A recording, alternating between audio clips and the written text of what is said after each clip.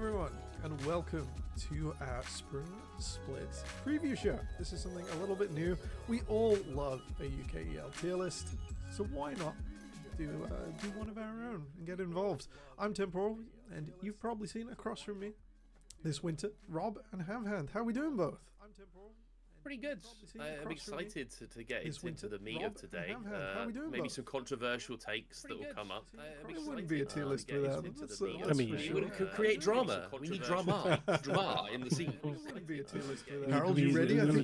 Is this your first? Have you seen a UKL tier list before? I've seen them, but it is my first time making one. So let's maybe I don't know. Let's bring some spice, you know. Yeah, let's do something a little exciting. Do you have a bit of a disclaimer here at the start? UKL tier lists are a great way to get everyone sort of very impassioned about the show.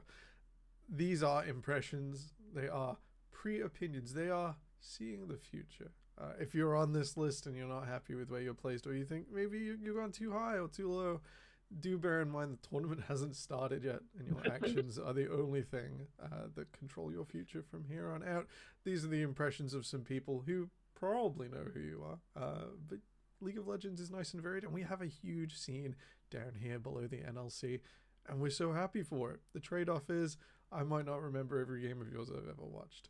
If you are offended, we are but sorry. Please prove us wrong, and then tweet about it in the spiciest way possible. Gentlemen, we've also got some other disclaimers. This is a pre-recorded show. If you are watching this, we might be in Twitch chat with you, but these versions of ourselves can no longer see you. So if there is a glaring error, let's have a laugh about it together.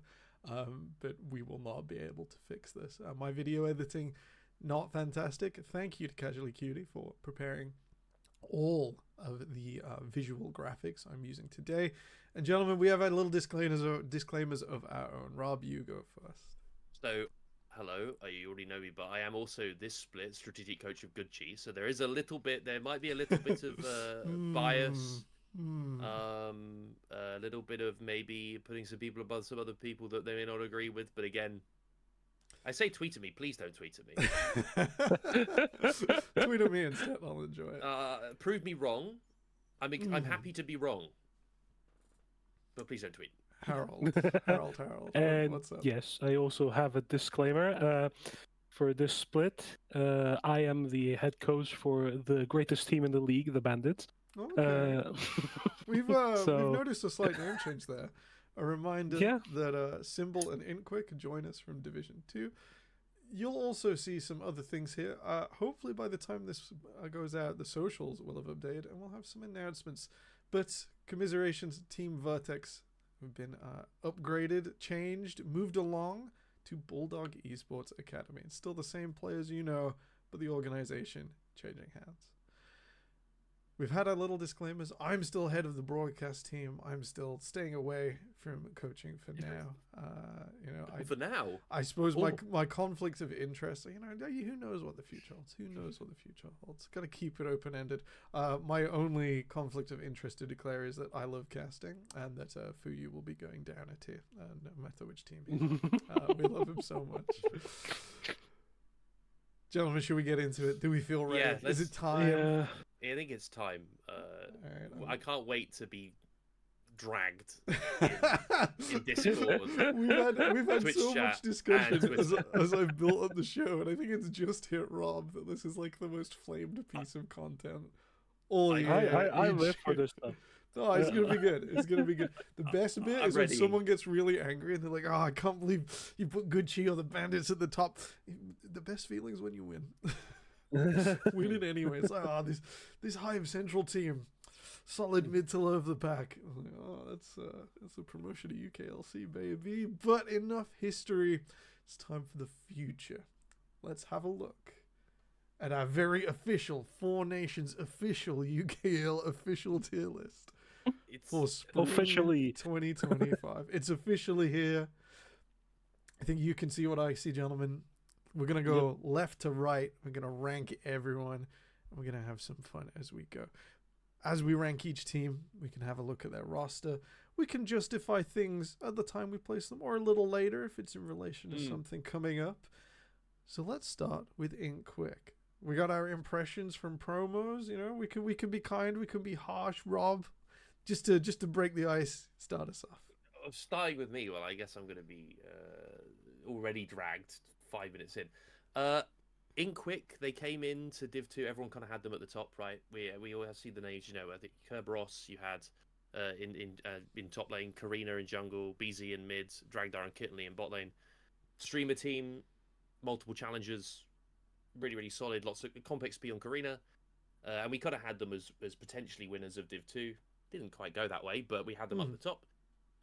And we saw in promotions, they didn't glide their way through. They did get knocked down into the lower bracket by Symbol. And although they looked good against the previous Div 1 teams of Aversio Nuclear Vikings, they also have shown a few weaknesses within Fearless as well, with their Champles. Yeah, we saw a lot of Dragdar Varus, which I enjoy, but then how much of the depth remains beyond it is a little mystery.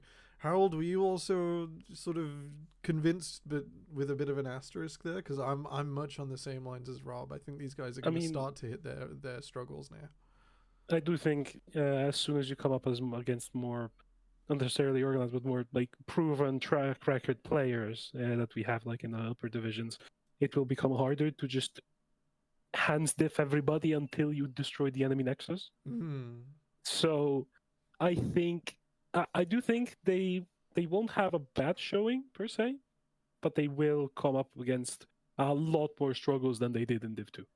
I think that's pretty fair. I think the engine was pretty smooth, right? But then towards the end, we did start to see the cracks start to form. Shout out to Shush in the top lane. Shush was so good, and just played tanks, solo killing Kerberos a bunch of times, like 3 times. Kerberos also had a hard time against Vituso, who's now going to be playing. We'll get to them later on Symbol. He had a hard time in the top lane, I think, against the elite against Shush in promotions and Symbol's top laner, and also champ pool concerns. And the other thing is I think there's a history of streamer teams in League. One that stands out to me from NLC Div 3, rest in peace, like not really rest in peace, but 5 Div 3 NLC, was Nord Stream, which Dragdar was on as well. And that team was touted as being really good. They performed really well in the group stage, which I suspect Ink Quick will probably do quite well in best of ones. Yes. But when it came to playoffs, the lack of scrims, the lack of good practice, where you've got to balance your streaming schedule with practice as well, if you want to, might lead them to struggling a little bit in playoffs. Because if this is just a round robin, I think they're a little bit higher for me. But if it's everything including playoffs, Ink Quick might struggle a little bit when it comes to that kind of practice and fearless draft. So I think we need to place Ink Quick, and I think we need to also characterize what's in front of us. We got our S's, our A's, our B's, our C's, and our Jambos. We love you, Jambo, and I think Digimon is going very well for you. So very happy. Jambo was my jungler on Vector Esports, a team long in the past, and he tried his best, and it was really cool, and it wasn't quite enough in a very out there fashion. So Jambo, we love you, but in this case it would mean not quite enough. S tier, these are the teams I expect to see in finals. I think A, comfortably playoffs, B, probably comfortably qualifying, and C, gonna struggle, maybe down there competing for a playoff slot. And I think in Jambo tier, we're expecting a swift exit and demotion to Division 2. That's the way I'm looking at these things. I'm also going to bully Fuyu by putting whichever team he's on in Jambo for a few seconds. Gentlemen, Ink Quick, I want to hear your votes. Is this over everything? Is this over the entire split, including playoffs? This is the whole thing. This is the tournament. Okay. This is the split. What's it going to be? I am going to put them in a solid B tier. You thinking B? I'm going Rob, B. what are you thinking? Because there's not a lot of room below B. Yeah, I'm probably going to end up, because of the spacing, I might say to move a bit later. I would say A to begin with. I'm not putting them S. I know people might find that a bit odd because there's names like Kerberos and Dragdar on there, but I think that I have worries about playoffs for them and worries about practice and commitment and things like this. I think you need think at this things are level. gonna We're make in a ERL difference two now. We're in ERL two, and tournament-wise. you need that Yeah. commitment, right? Yeah. And you need that level of sitting there and going, okay, we're going to scrim twice, 3 times a week, whatever it is, plus the officials. I think it's either A or B. I'm going to say A because I think B, I want to, like, there's a few teams I think that might be below them, and I kind of Yes. have to leave some space. So I mean, I'm in much of an agreement. I think the way we do this, Harold, because I agree with both of you. I just also respect there is not a huge amount of space below. Is we can also do left to right matters. Okay, To like okay. varying degrees, right? Because Yeah. you know, Then I would, if we were doing the classic template on Excel, you know, the A's got a Yeah. lot of depth with above and below, and that's fine. Mhm. I think we say bottom of A for now, and I think Yeah. that's the compromise. I'm aware we got 10 teams to get through, so I want to keep the ball rolling. I think the only thing I'd add to the fantastic points so far is I think Kintley and Dragdar are going to smack people around in bottom lane. I think we have upgraded somewhat in bot 2v2, just looking down the list of players. But traditionally, Four Nations not decided the most immediately out of lane. Mm. Just because people are happy to sort of, you know, take it slow, go through the lane, start to build up around objectives, and start that snowball rolling and rolling and rolling. And I think Kenley and Dragdar are going to mess some people up in the first 5. I think it's going to be pretty ugly. Kintley non-conventional champion pool as well, which is going to mess people up because we have our Nautilus merchants in the years gone by. We had our Thresh merchants, and you know it's going to be a strong change that really messes with those champions. what was the term you used earlier? Brexit support? I said Brexit support. Yeah, the Brexit support engage merchants that they like to go in and then they like to go in again, and then if they're it's like the Hillesang meme of if they're losing they go in because they're losing, and if they're winning they go in because they're winning. Yeah, if they're slightly ahead, they need to solidify the lead. Something, so they go in. It's So it's Nautilus, engaged Rel, merchants. Leona with like a hint of Rakan because they're not actually worried about coming back out again. Yeah. Yeah, exactly. Yeah. All right, 100%. Harold, I'm going to set you Yeah. up here. Please introduce the Venom Crest roster. Venom Crest. Okay, so they lost their bot lane to respectively Chaos and Colossal Gaming in the Italian division. So Rhythm went to Chaos and Seneca went to Colossal Gaming. Yeah, Their top side. Chaos not having the best success in NLC, but it's not going badly for Rhythm by all means. No, I think Rhythm's having good Was showings. it Rich Gang? It wasn't Chaos. It was Rich Gang. Oh, Is it Rich my Gang? bad. I'm having a moment. He was on stream yesterday. Yeah. I enjoyed It was the Rich game. Gang. It's Rich Gang. It is Rich Gang. My bad. I'm not truly following NLC because time. How dare you want to go to sleep at night? That's crazy. Sorry, I've been having things to do, so yeah. But I do think bot lane a downgrade, frankly. Top side has remained the same. Bust, Phrase, and Air look to be a really solid top side to build around. Now, Rhythm was last split's MVP and the main win condition for this roster in, I would say, 80% of their games. The other 20 came from Air. Now, the question is, will Air be able to take up the mantle of being the driving force of the team in basically whenever Bust can't get a lead and carry from top lane? It's a difficult question. Go on. I do think they're not quite there yet. Okay. Glad to be proven wrong. But I don't think they're quite there. Rob, what are you thinking? Is the Rhythm missing gonna help Venom Crest miss a step? I think Seneca missing is the biggest problem. Oh. I think that Seneca and Sniller before him, last split, did an awful lot for that roster. I think when you have a bot lane that was Rhythm plus Sniller or Seneca, I think that was a super point of strength. Obviously, Rhythm missing isn't great, but a support maketh the lane in most cases in bot lane. You can kind of drag some people across the line. And the other thing here is that you lose that. I wonder how vocal. Propaganda's been out the scene for a long time, right? I've looked him on LoL. I watched him on LoL Pros long enough, scouting out, seeing if he's available, but for a while. But he's not been playing comp, at least to my knowledge, for a while. Was a jungler before, as the infamous clip that I believe was posted recently. we Makes love sense, didn't it? we love Crossfair. We do. Um, Just um, absolute but banger of a call. but proper Panda's champ pool, according to LoL Pros, is he does play engages. We know he can. I've seen him playing them, but he plays like Lux, Nico, Okay. LeBlanc, things like this. And the question is can you does that translate into organized play? And then the other thing is does he have the understanding of how to play the rest of the map? Like how vocal is the rest of the map? Because Seneca, as a support, we know was very. You could watch in their games was very controlling of the game. Mm. He was leading the line, and so is that gone? I think I also wonder. I think the quality in every other role is a lot of the roles have gone up over this split. I think when I was looking at the rest of the team, I think a lot of the overall quality has gone up. And so then it comes down to like, is the difference for Air in mid lane so much that he can make these happen? Bust as well plays a lot. He's a Cassante player. He plays a lot of other champs, but he's gonna have to now change his champ pool a tiny bit.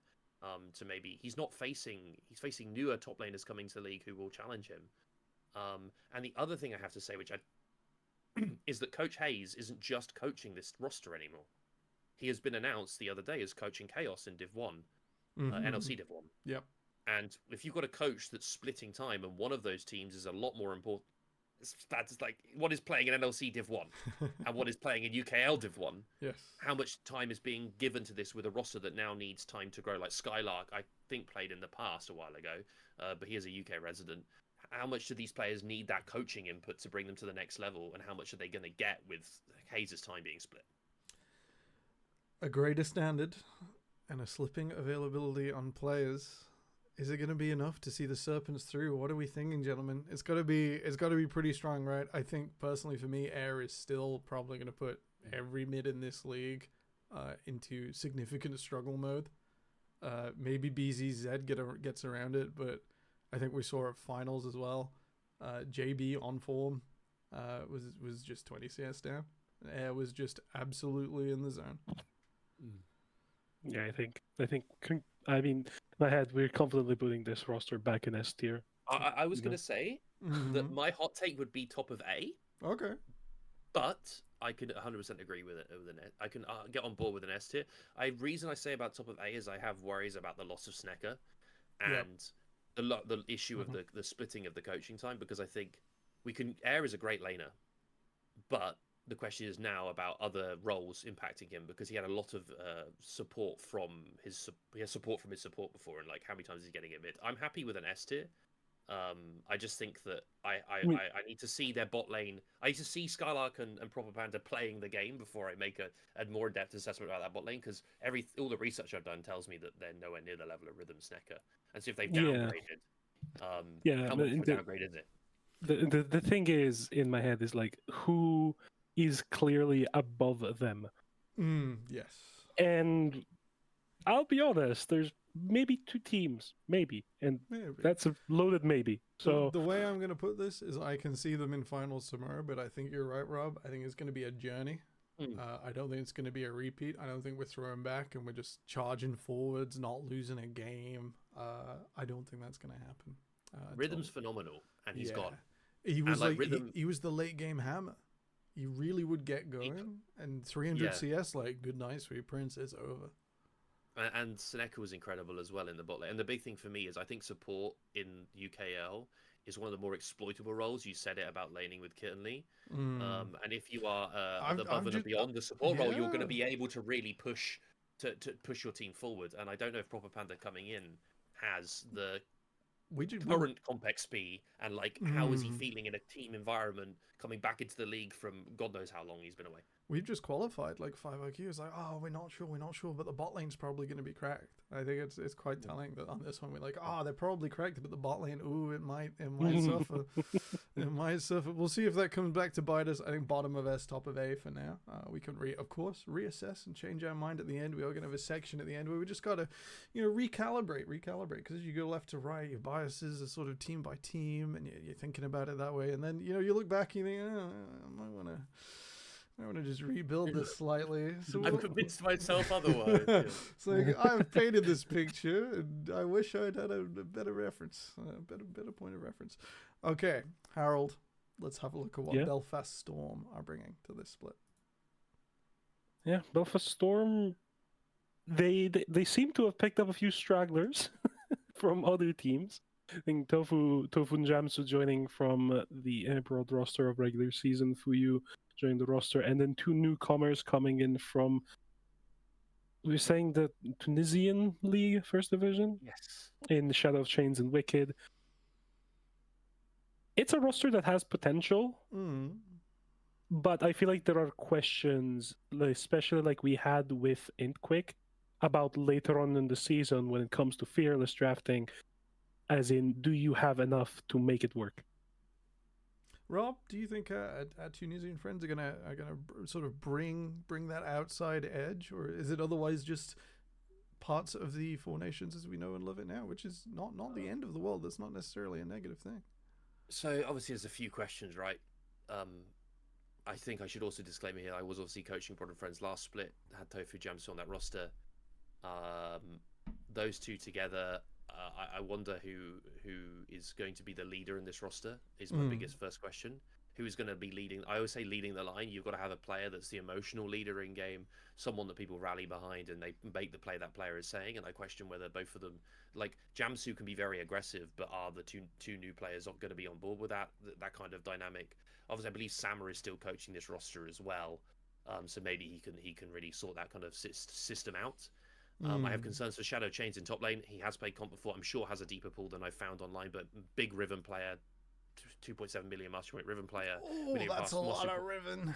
Million mastery point Yasuo, and then beyond that, there's not really as much. And so the question is like, obviously he can play comp. In solo queue he's played Ambessa, etc., but he's not got that many games on it, right, compared to his Riven and compared to his Yasuo. So then how does that work? Because the UK plays a very weird way of playing League. We don't generally care about, like, we get rid of your Riven, you play Ambessa, we're going to just go play team fights and we'll be all right. For you, Jamsu have played a little bit. I know they are friends. They played, probably played quite a bit together in solo queue or played together in, I'm assuming, in scrims at this point. Yeah. I'm just wondering how the dynamics within communications happen. Is Sama able to overcome that? Wicked in mid lane, GM mid laner was challenger.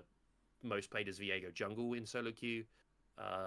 So there's obviously I know he plays on a second account. I don't want to leak too, but I have looked at many of these players. we're not saying we're not confident, but there are some things. Yeah, like how good is, because the league eventually at the top end is going to be how coordinated are you? Yeah. This is no longer like UKL of 2 splits ago where we were in ERL 3 and we had some players that you go, what are they doing in the league kind of thing, and what's going on here? We're now getting into that final, the twilight before we become ERL 1 in 2026, and this is where better players come into the league, more stable rosters come into the league. Yeah. And like, how does that work for Belfast Storm? Because they've brought all these pieces in. They've got 3 good UK players historically, but like, how much practice they get in? What's the scrims situation like? How are they fixing shot calling issues? How are the 2 Tunisians fitting in within the team? Are the Tunisians going to go? Are they going to be scrimming that much together? Are they going to be playing a lot of solo queue? Like, are they going to build up jungle mid synergy, for example? And I don't really know how that's going to work. I think it's pretty fair to say this is team with the biggest range for me. This team has the biggest range in terms of where it could place. Like Tofu and Jamsu have got wins, and Fuyu back in 20. Oh my gosh, was that 2020? He also did win recently on Verdant. Yeah, 2021 and Verdant as well. Yes. God, so I wasn't there for that finals, and the things I was there for were a complete blur. That summer was crazy.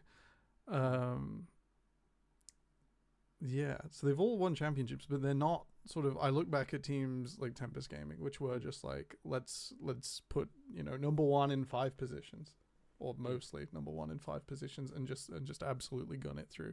I'm not convinced that despite pretty good players, that we're just gonna see like electric out of the gates. If we do, that's very exciting. But I'm not sure it's there without that work. And you sort of mentioned it's going to be on coaching staff. It's going to be on getting that engine going, piece by piece. With that in mind, let's put a letter to it. Are we going B for Belfast or A for expecting aspiration? Like, I think both are fine. I'm not saying that I'm not expecting great things out of this team. I just think they've got to overcome a bigger barrier to prove it to me. Think solid B. Yeah, I think this is where things start to get hard. I would rather underestimate and be wrong than to overestimate. Because I think, like for me, again, this team has the biggest range of where they could place. Because I went back and looked at some of the teams that the two Tunisian players have played on Shadow and Wicked. I think that I have concerns about shot calling. So I think like out of the gates, if they go slow, there's gonna be a lot of coaching things that need to happen. A lot of fixes within comms. Maybe I think B for me because I don't think. I think if I put them C, that's way too low. That's completely unfair on, Yeah, on, no. on the, on The the, C, the C historical players. is I'm gonna put B, and I think that's their place, but they could be better. Don't no. Oh, I don't sorry, think hang that. on. Sorry, Fuyu, I slipped. I'm sorry. There we Oh, go. so- There we go. Oh, no. Oh, no. What happened there? Oh, what a shame. Right. Okay. B for Belfast. I think we've highlighted. I can see big things. I can see big things. People seem pretty excited about Wicked. I've not seen a lot of the games. Rob's seen some of the games. There's got to be room to grow here. I think He's a melee mid player. Yeah, And for that sure. also always comes in as a bit of a worry into the UK because every mid laner a lot of them just slam mages, and it's hard to force those advantages. And I'm also looking, melee mids in the past. I'm looking at Ruddy Esports and a certain player who we're going to get onto a bit performed traditionally quite well, and then Air came along, and now we've got other issues. Like, if it's better to play it, he'll play it. If it's to play against it, he can pull out like an Azir of quality that makes it really hard to play these champions. So with the quality going up, more and more questions, and that's quite all right. So, back to us. Are the broads the friends we made along the way? Rob, who else could I ask to introduce Broad and his friends? Well, I believe this is the corpse of the Brod. What's it? The corpse of Brod. The Brod boys. They're all gone now, aren't they? They Gov, Nemly. They're in the management. This is Akers in top lane, Porp in jungle. It's looking a little vegetable. You know what I mean? It's looking like a little bit cabbagey, a isn't patch it? of cabbages. Yeah. QQR, Spark, Zeta. Very, very storied UK roster, right? Those four players together, adding Akers into the top lane. Three of these players, well, technically Zeta was coaching that roster as well. One on Lions Creed Academy in 2023, and in a split that, looking back, and I've rewatched those games. You can go onto YouTube, UK Esports League, and go and watch all of the previous VODs of the previous series. Yes, plug the YouTube. The YouTube. Just quick great. plug. This roster in that split, they did win, but it wasn't without their struggles. They didn't end the split position one. They often had to come back from massive gold leads, and this split, we've seen QQR last split on Broads. He came in for playoffs. Didn't light the league on fire. You could say Zeta, we last saw, and Spark were playing on Broad and Friends back in the autumn split when it was the group stage format, along with Porp. And Zeta didn't look great on support then. I've heard the rumor mill is that he's been grinding support GOQ with Porp. Okay. So the question is now is, without QQR, Porp, Spark, and Zeta were a relegation team. That is a fact. They were in relegations after autumn 2024. Now with QQR added and Akers in top lane, what is the ceiling on a roster that has now massively improved the solo lanes from that relegation Broad roster? I mean, yeah, the ceiling's definitely gone up. I think Akers, perennial top laner, is doing a fantastic job, but has been more focused on other things than setting the lane alight recently. I think it's fair to say in winter was more of like a steady beat than I'm solo killing you and taking you to town. Harold, what are your general impressions? Because I'm on the similar line to Rob. I've seen Spark and Zeta do great things. I've also seen them really struggle. The main gripe I have with this roster is the fact that last split you had a really solid core that you went into the regular season with, only losing to Venom Crest. And then you take away, you add these storied players, and then you go into split 2 after a disappointing split 1, because let's not mince words. Team was supposed to be in the finals, dropped out 2 rounds before. Yeah, obliterated by Belfast Storm. I think it's fair to say that series was not close. Yeah, so I think change was necessary, but I don't think I don't think they targeted the right positions Yeah, for the changes. it's not saying you're like it's not No, saying like especially like with the amount of hype coming into that first series that with QQR this team had. I can see it working. I can also see it flaming out in regular season. I think It is very much a coin flip. We've also mentioned, they have improved. They've come back. They're better. They've ground the solo queue. They've done the pieces. The quality of the league in the last year, Rob, you went through it for Belfast as well as a potential stumbling block. It's gotten so much better. It's a lot better. They are now up against teams that would have performed so well if you just slot them in last year. If you slot them in previous splits, they probably win it. Yep. Realistically, and I think as well, or get very close. And I think the other thing to bring up here is that I said this in the green room. I said I think Broad and Friends is the roster I consider to be the bar. That's where I measure all other rosters against because it's such a storied UK team. Firstly, the org, obviously. More importantly, the players have all been around the scene for a very long time. I mean, Cabbage Family has been won 4 Insomnias, etc., etc. They won a UKL on Lions Creed. The question is that have they pushed past where they were before? Like where are they sitting within the tier stuff? Because also solo queue is one thing, but like their experience in comp is another. They have a lot of experience in comp. It's hard for me not to rate them because of that, but also the question then comes in is having last seen them, the tape I've got on them from the split where again Porp, Spark, and Zeta were on Broad and Friends. And then the Lions Creed split was that they would go down a lot. They would go down a lot of gold consistently. And against better and better teams, it's harder and harder to drag those comebacks in. And so, if they've solidified that, if they've really worked on that, on their issues that I had seen multiple times in their early game, then it starts to make a bit more sense. If they haven't ironed out those early game issues, which they showed on Lions Creed and on Broad and Friends, then the game gets harder because you end up falling behind against rosters that are better, and they don't give you that.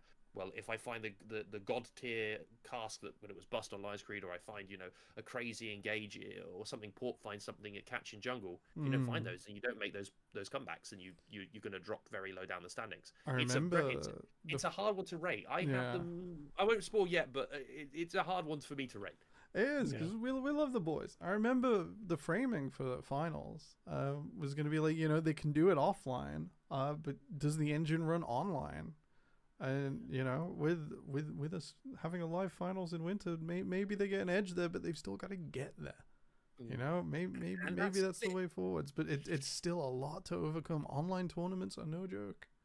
And that split that they won on Lions Creed, I might be doing myself a disservice here by the other team that was in those finals. Are you saying their main rival may have run into some issues late in the split? I think that if I remember correctly, there was there was 4 rosters. The top 4 of that split was Paragon, Venomcrest Serpents, and Ruddy. Ruddy fell apart. Venomcrest Serpents fell apart to a Cassidin game 3, and then which I remember you casting and making Enter Shikari references with Brackish Brit the entire time. And then that was a Cassidin Tarek angle, and then that was Venomcrest fall apart, and then in the finals it was Smolder Karma meta, and QQR is an amazing Karma, and Spark was an amazing Smolder. So you come into it, and then the roster that should be doing well in RPS didn't get top 4. Stop the clocks. It's been a while. Yeah. Where are we gonna put the boys? Where are we gonna put the boys? We've got to give them a letter. Here is the issue now I'm running into, because we still have teams like Symbol and the Bandits. To get through, and remember we got left and right. We got left and right.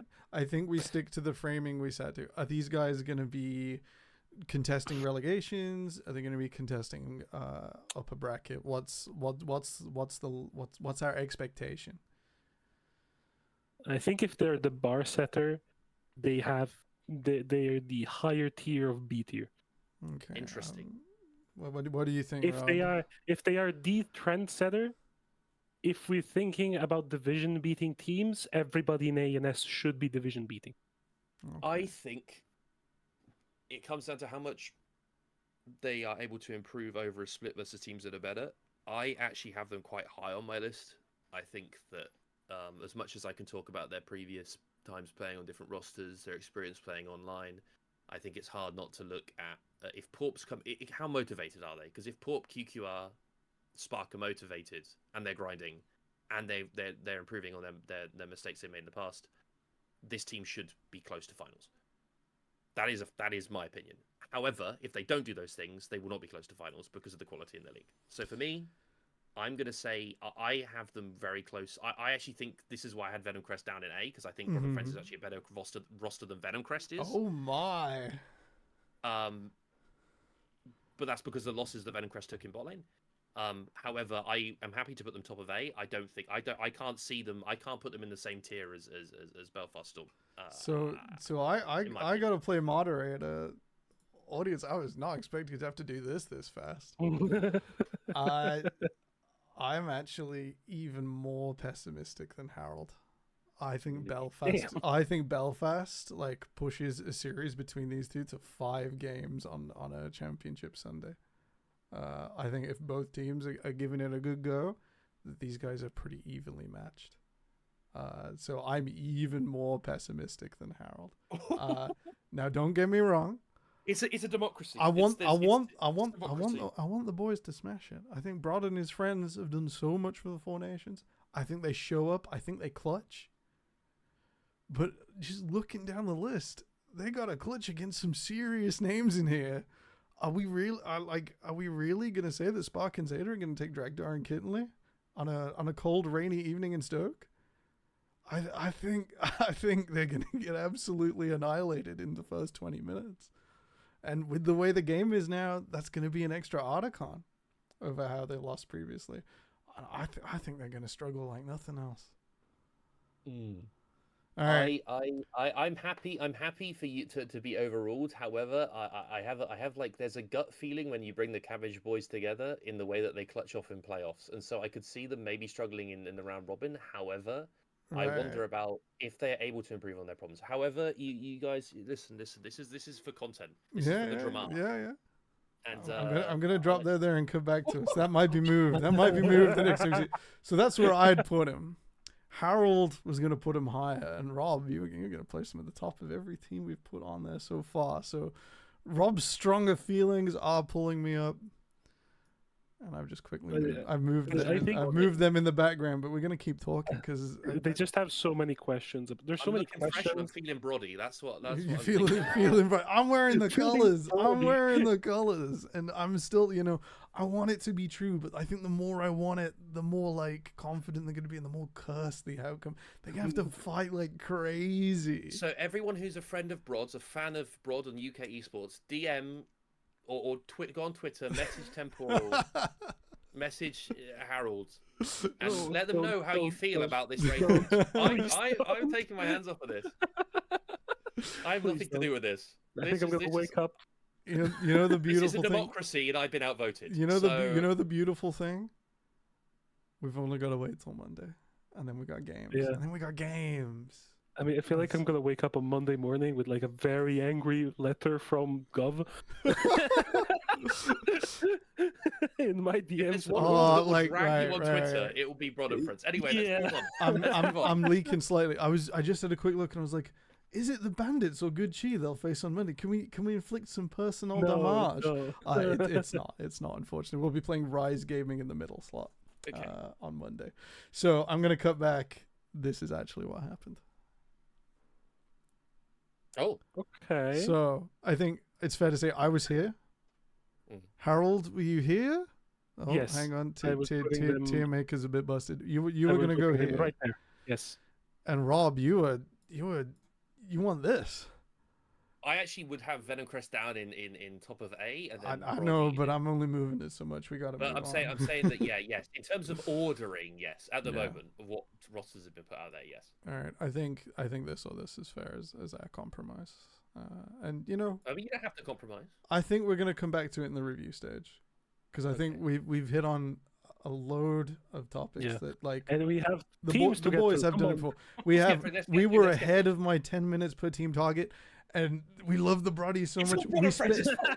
We spent 14 and a half minutes on Brod. So they get the most of our attention.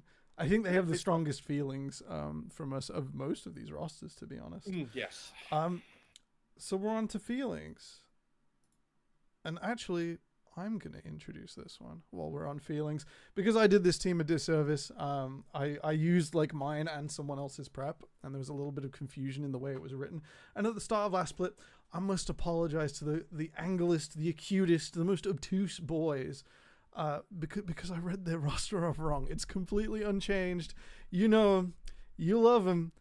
But not like this. This is Bulldog Academy, formerly Vertex Esports, Sharpie in the top lane, Heyo in mid, Mike or Harry Carey, as you know him. Are those in wrong the way jungle. around? Oh, Mike is don't mid laner. do this to me. I'm gonna Mike lose is the my mid laner. mind. Mike Mike is is their the mid mid laner. Mike is their mid laner. I've gone and opened up an external thing. It's alright. We had to Photoshop at top speed today. I can't believe I'm not even going to go back and edit the recording that I've blown introducing this team 2 splits in a row. You boys are fantastic. Don't believe my inability to read off the sheet. Jolly's gonna show up. Jolly's gonna be reasonably in Twitch chat. Sharpie in top lane, our own merchant. You know, drop him at the bottom of a tier list all you want. The man will show up on a tank and will give your opposing laner some absolute trouble. Mike or Harry Carey, because that is his summoner name. I've gone and looked. In the jungle, our Corky connoisseur, the man who just twists the meta out of control. Heyo in mid, Nectarius and Magpie making up the bottom lane. One day, I will intro this team properly. Today is apparently most of that day. Bulldog Academy moving down into the Four Nations in addition to their teams in the NLC and the Swedish Online League. And gentlemen, big feelings, or are we still on the same wheel as last split?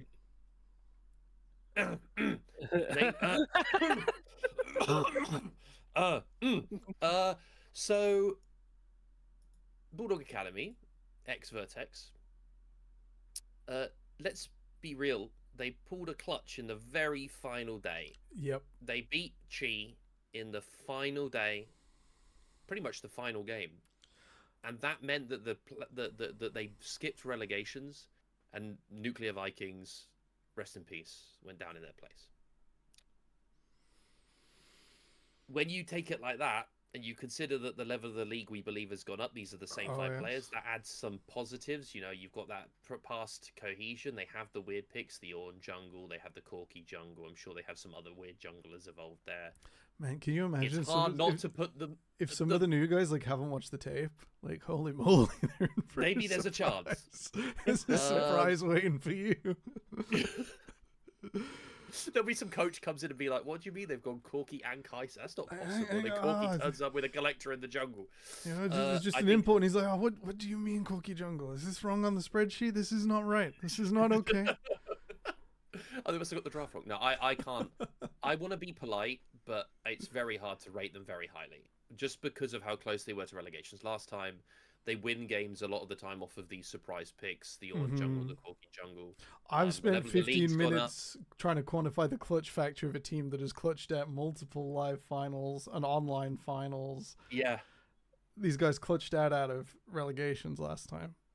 Yeah. There is distance to overcome. And, yeah. And they're really going to have that dog in them. Because otherwise, holy moly, it's going to be a struggle. Are you hinting at a possible Nasus jungle? Ooh. No.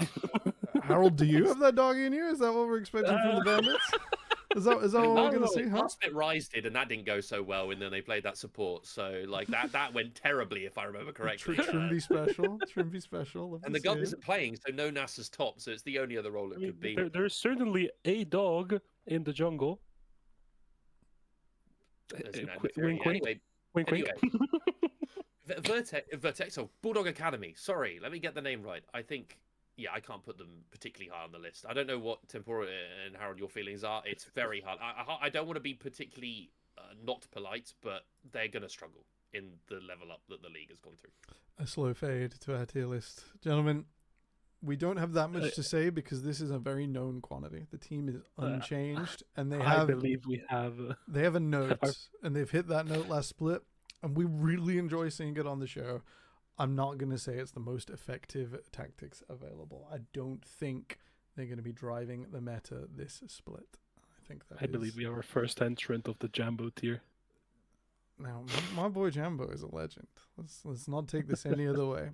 I think putting them there kind of respects the struggle that we went through on Vector Esports. That was a time, and I think everyone grew up and was a different person by the end of it. You know, some people on that team are still in the league. Belfast Storm's AD carry in this league was the only person to lose to that team that split. We absolutely eviscerated him.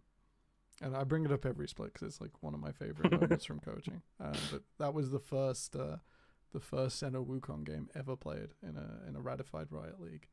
We beat because we knew the Prime League was gonna play it, and then the SK gaming lower team passed it. SK Prime. SK Prime passed it to Mad Lions, and they used it straight away in the LEC that weekend, and we knew ahead of time that's what they were going to do. So Thursday night in the UKL of the time, we jammed it, and we absolutely blew Fuyu's mind. With that in mind, that is the sort of struggle they've overcome. I feel like we're stalling and putting them in Jambo tit. we got to respect the mountain that these guys have to overcome if we got to see results, because it is a mountain. And more importantly, in a weird way, I don't want them to prove me wrong, but it will be an amazing story if they do.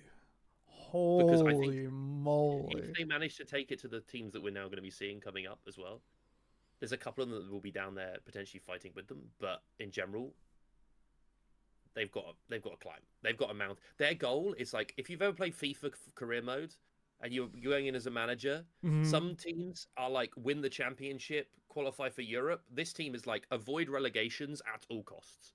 Yeah. The quality in Div 2 maybe not as good. Last split was incredibly high in Div 2, but still, you do not want to be going down there in relegations. And so I think this is their goal is 8th. This roster, in my opinion. I know that sounds pretty harsh, but they have to dodge relegations. And if they can do that, I think it's fair to say, I was wrong. Yeah, that's an important way of, like, you know, defending the slot. You move down, you want to bring the machine down to 4 nations, you got to hold on to it. You gotta hold on. Absolutely. Talking of holding on, Rob, let's have you introduce Paragon. Okay. He's got a very professional face on there, everybody, and I really mean it. The man, consummate professional. I could have the handy cam out and you nail this. My ex-organization of a year ago. You got Kenji in the top lane, Fruity Carrots in jungle, Ketsuo in the mid lane, and then Dark Shadow and Yotek in AD carry support. We're familiar with a lot of these names. A lot of these names are familiar. Well, at least the top side is familiar. And he's pulled out the hits here. The back. Kenji did play on Paragon a couple different times. One time in Div 2, and then another time in his last split he played in the UKL. He played on Paragon. He went away and did his 2-month monk training. I'm not joking. Every time that comes up, it's crazy. Went to like Thailand to train to be a monk. He's back. He's got that monk mental. He's back on the grind. First day back after coming back from Thailand, he played like 20 games or 12 or some stupid number, 12 games of solo queue in a row or something. He's back on that grind. That's crazy. Fruity Carrots coming in, was on Nuclear Vikings, substitute for them last split. Wasn't able to commit the time. Come in to play for Paragon. He has high highs, but in general he has struggled in the league. But he is generally able to pull some stuff out here. Maybe surprise people with certain weird picks. He might pair quite well with Ketsuo in mid lane. Ketsuo, like in the melees, like in the physical damage mid laners, but has played mages in the past. Fruity Carrot's able to play like the Ivans and stuff, so maybe there's a combo there. But this team, I'm trying to be very positive on. But Dark Shadow is mostly a Twitch player. Nyotek was on, I think, Good Cheese Div 2 roster as a sub and is now playing in UKL Div 1. Plays a lot of Lulu. Okay. But this is this feels a bit is a roster which, alongside Vertex, is the one that are the most warning signs for me. Okay, so like the Bulldog Academy, we're not 100% sure, and I mean, Harold might have a different take. Harold may secretly know who Dark Shadow is and has watched every single one of his solo queue games. And he's an avid Dark Shadow fan. That's why I bought And both of you. That's why I bought both of you. I think it's pretty fair to say we're seeing another weakness that might be punished. A little more in Fearless Draft. Surprise everyone at home. I think we mentioned it, but if we haven't already, because the recording is starting to drag on, we're having a proper podcasty time. All of playoffs is now Fearless. There's all the best of threes, and we've expanded some of the later stages to best of 5 as well. With that in mind, it's an even bigger challenge to overcome your opponents in those deep situations. Harold, what you thinking? Oh, Harold's under attack. It's fine. Gang by mom. Sorry. Gang by mom. It's all good. It's all good. That came in. It's fine. Hello, Mr. Hamhand. Thank you for lending us your son on a Saturday. Surprise is when we're recording this. Yeah. I mean, in my opinion, the Paragon roster is just. I think they tried to have the most stable pieces they could find in pre-existing chemistry. To just have a roster that could, on the same page as Bulldog Academy, try and clinch out that 8th spot to not drop out of the first division. They feel like they're in the same kind of boat with their current situation. I think there is potential. There's players we haven't seen a lot from. There's rookies. There's always a possibility that one of these players shows up and is immediately the new rhythm. Okay. But it's a wait and see. Right. I can deal with wait and see. I think we've mentioned sort of another melee mid, Enjoyer and Ketsuo. I think and play mages.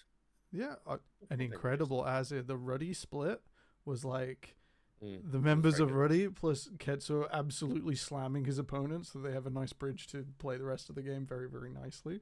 And I was a bit of a Ketsuo glazer. All right, I got to be honest. I rate the guy very highly, even when things aren't going 100%. Because I look at the technical play and I'm like, my goodness, in an era before Air, that was the standard. Like, if you could not lane against Ketsuo, good luck in esports.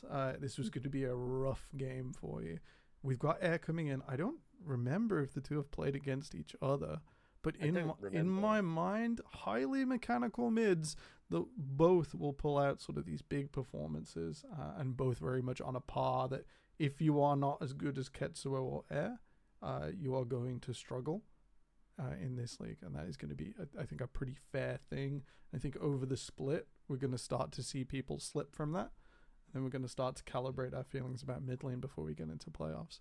So big fan of Ketsuo. Big fan of Kenji, although the Camille style, because I've coached a number of top laners like that who, smash lane, flank, kill someone else who's really fed on the enemy, and your team has such a nice avenue through with dive. Not so popular anymore, I think it's fair to say. I think this roster, it's hard because I don't know Dark Shadow and Your Tech. I've done a bit of scouting on them.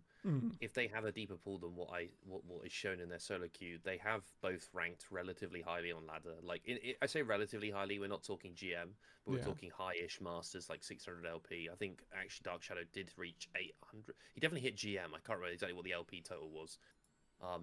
Ketsuo, as you've said, historically in the UK has been a very solid mid laner, and Kenji can reach decent heights. Like, I think if Kenji feels pressured, maybe he performs. The big thing here is about whether they can put the time in to really grow as a team, because Ketsuo's coming back from a break as well. Ketsuo has not played in the league for a while, coming back from a break there. If they put in the time in solo queue, really get their laning on board, they might upset a couple teams in the round robin. And if they can do that, remember, you probably don't need that many wins to guarantee yourself into the top 8 and avoiding that relegation slot, those 2 relegation slots. And I look across the board, are there wins that they could potentially take, like upset maybe off of a Ketsuo grinding mid and getting really good in that regard, or Kenji maybe pulling off because sometimes Kenji does have one. I distinctly remember a playoff game, a Kennen Maelstrom versus Belfast Storm, a couple splits ago. Kenji can have 1v9 moments where he wins games for you. Harold, what are you thinking letter-wise? It's hard. It's hard, man. I find this really hard. I think for me, it's C. I have to see what Harold thinks. We did quantify C as like trying to escape 9th and 10th. I get it. but looking at the remaining team, they are the upper echelon of Jambo tier. Upper echelon of Jambo. Rob, I got to push you for a letter as well. Yeah, C. I have C because I think that just in terms of solo queue, if they're all grinding solo queue, they are significant. They should be on paper better players than what Vertex. Oh, sorry, Bulldog. I could get the names wrong. It's Bulldog all right. Academy. It's all right. We've not even announced it publicly yet. You're allowed. Bulldog You're Academy allowed. have, in my opinion, I think Paragon have better players on paper, and so it's hard. They are definitely above Bulldog. It's hard for me to put them in Jambo because I can see a world where they get like 2 upsets, and if those 2 upsets come through, they might escape relegations. All right. My feelings as well. It's definitely C. I think they might scale up. I think they might do it. I think you're right. It's just a weird gut feeling I have that we've seen some holes, right? And I think Belfast Yeah. Storm, it's kind of like similar conditions here, where like Yeah. they've got to turn it on. They got to do it. Yeah, they could take a couple games. I can see They could take I can a- see a couple games. And They then could they could be solid 4th place upper bracket, very reasonably. But I got to see it to believe it. And Yeah. there are slightly more unknown quantities than I would like. And for that reason, you're right. Mm. You know, 4 people should be between BC and J tier. And at the moment, you look down the rest of it, it's gonna be hard to put those people down in BC and J tier. That's right. If Paragon scrim, no swear, a lot. Yeah, and that a they will shed play load, solo an queue a lot. absolute shed load. You know what? Maybe an extra 10 Maybe. base damage on Yone Q will just do it. Yeah, That'll be Tetsuo enough. finds his Yasuo stride again. He's That- still there. that- He's that'll striking do it. people. They're playing Ivan Tristana, something like this. Extra half a second on a Kali Shroud. And Paragon, that's what- Paragon, well done. You've come first or second at 4 nations. You've absolutely eviscerated your opponents. Kenji has just killed everyone. They Kenzo, buffed Camille to oh, ridiculous levels. like No, because then they buff Camille, Froxon, they're there still is bust. no way you're watching. But if you would like some UK and Irish themed comedy, 50 bonus damage to Camille Q at top rank on the evolved form. Just 50 true damage. Bang! Paragon, first place. Easy Yeah, peasy. Kenji is the best top in the league. Like, it's not even close. It ain't close, baby. All right. We got to keep going. And we've mentioned there are some big names on the way. Harold, this is Rise Gaming. Rise Gaming. They picked up some, I feel like, known quantities, like some Div 2 players that like BB Muffin was in DMG Academy and Div 2 last split. Trizzy, well-known player in the scene. Sin was on Broad, bit of a Varus merchant last split, mostly because of team dynamics, but Yeah. we keep moving. Nemeni and Aniki is the 2 ones that are a bit of a unknown quantity. I feel like I gotta be honest, I'm not the most familiar with them too either. Some people have placed Nimini. If you're not into the 4 Nation scene on X on Twitter, we do try and repost a bunch, but go follow our teams. They are out there. They're producing content. There are a few existing lists that go down to the player level like I used to, and then I realized that takes 4 hours. Yeah.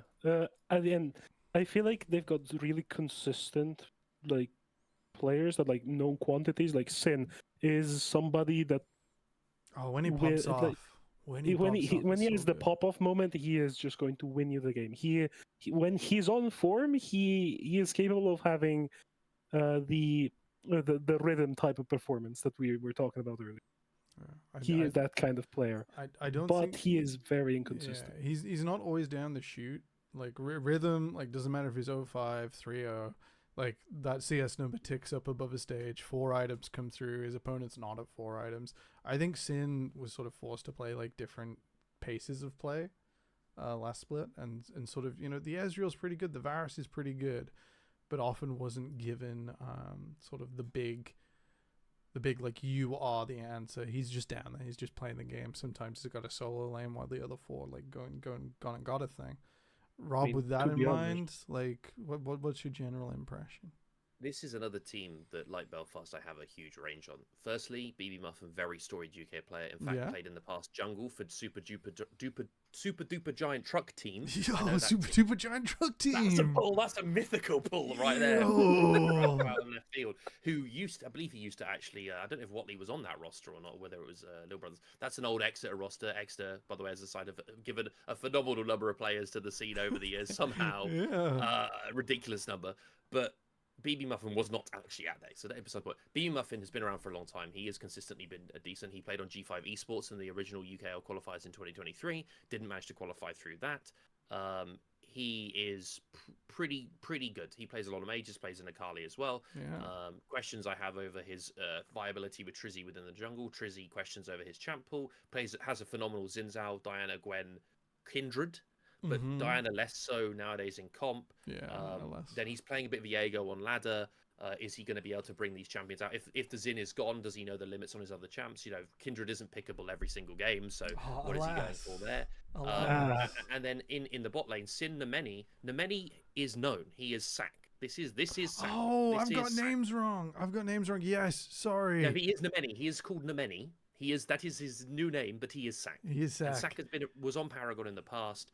Played on a certain I can't know if I could say this, a certain roster within Open Quals a split ago that may have beaten a team that's on this list. Would you say it starts with P and ends in S?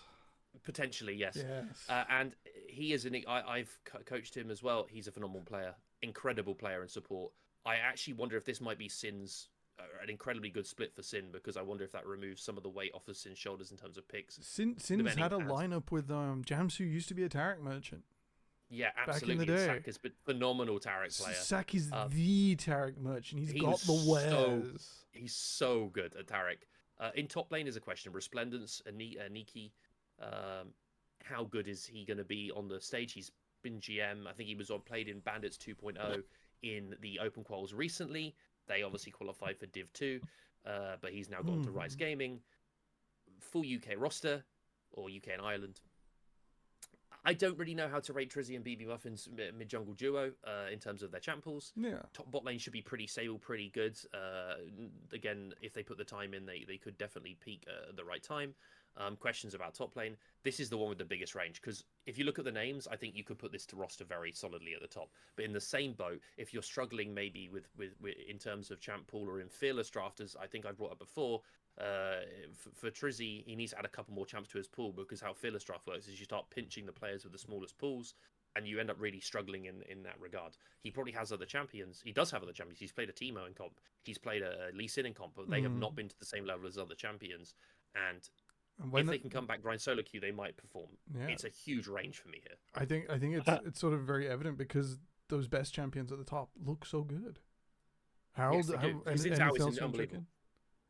Now, I have a question that I probably should have asked earlier. That's all right. Can we put more than 2 teams in a tier? Yeah. We've only got 5 tiers and we got 10 teams. So our expectation doesn't necessarily have to align with like a perfect output. If we think like multiple teams are like, I could see you in finals, then let's jam them in S. But it does have to come with a caveat of like left and right and reasonable justification. But yeah, like we are in fantasy land. Tier lists are not real, everyone. They should not hurt you. They are more of like a default expectation, and everyone loves to sort of get invested. I find League of Legends especially, like we're in Twitch chat like this team won draft or this team won draft, and we all have different conditions and feelings.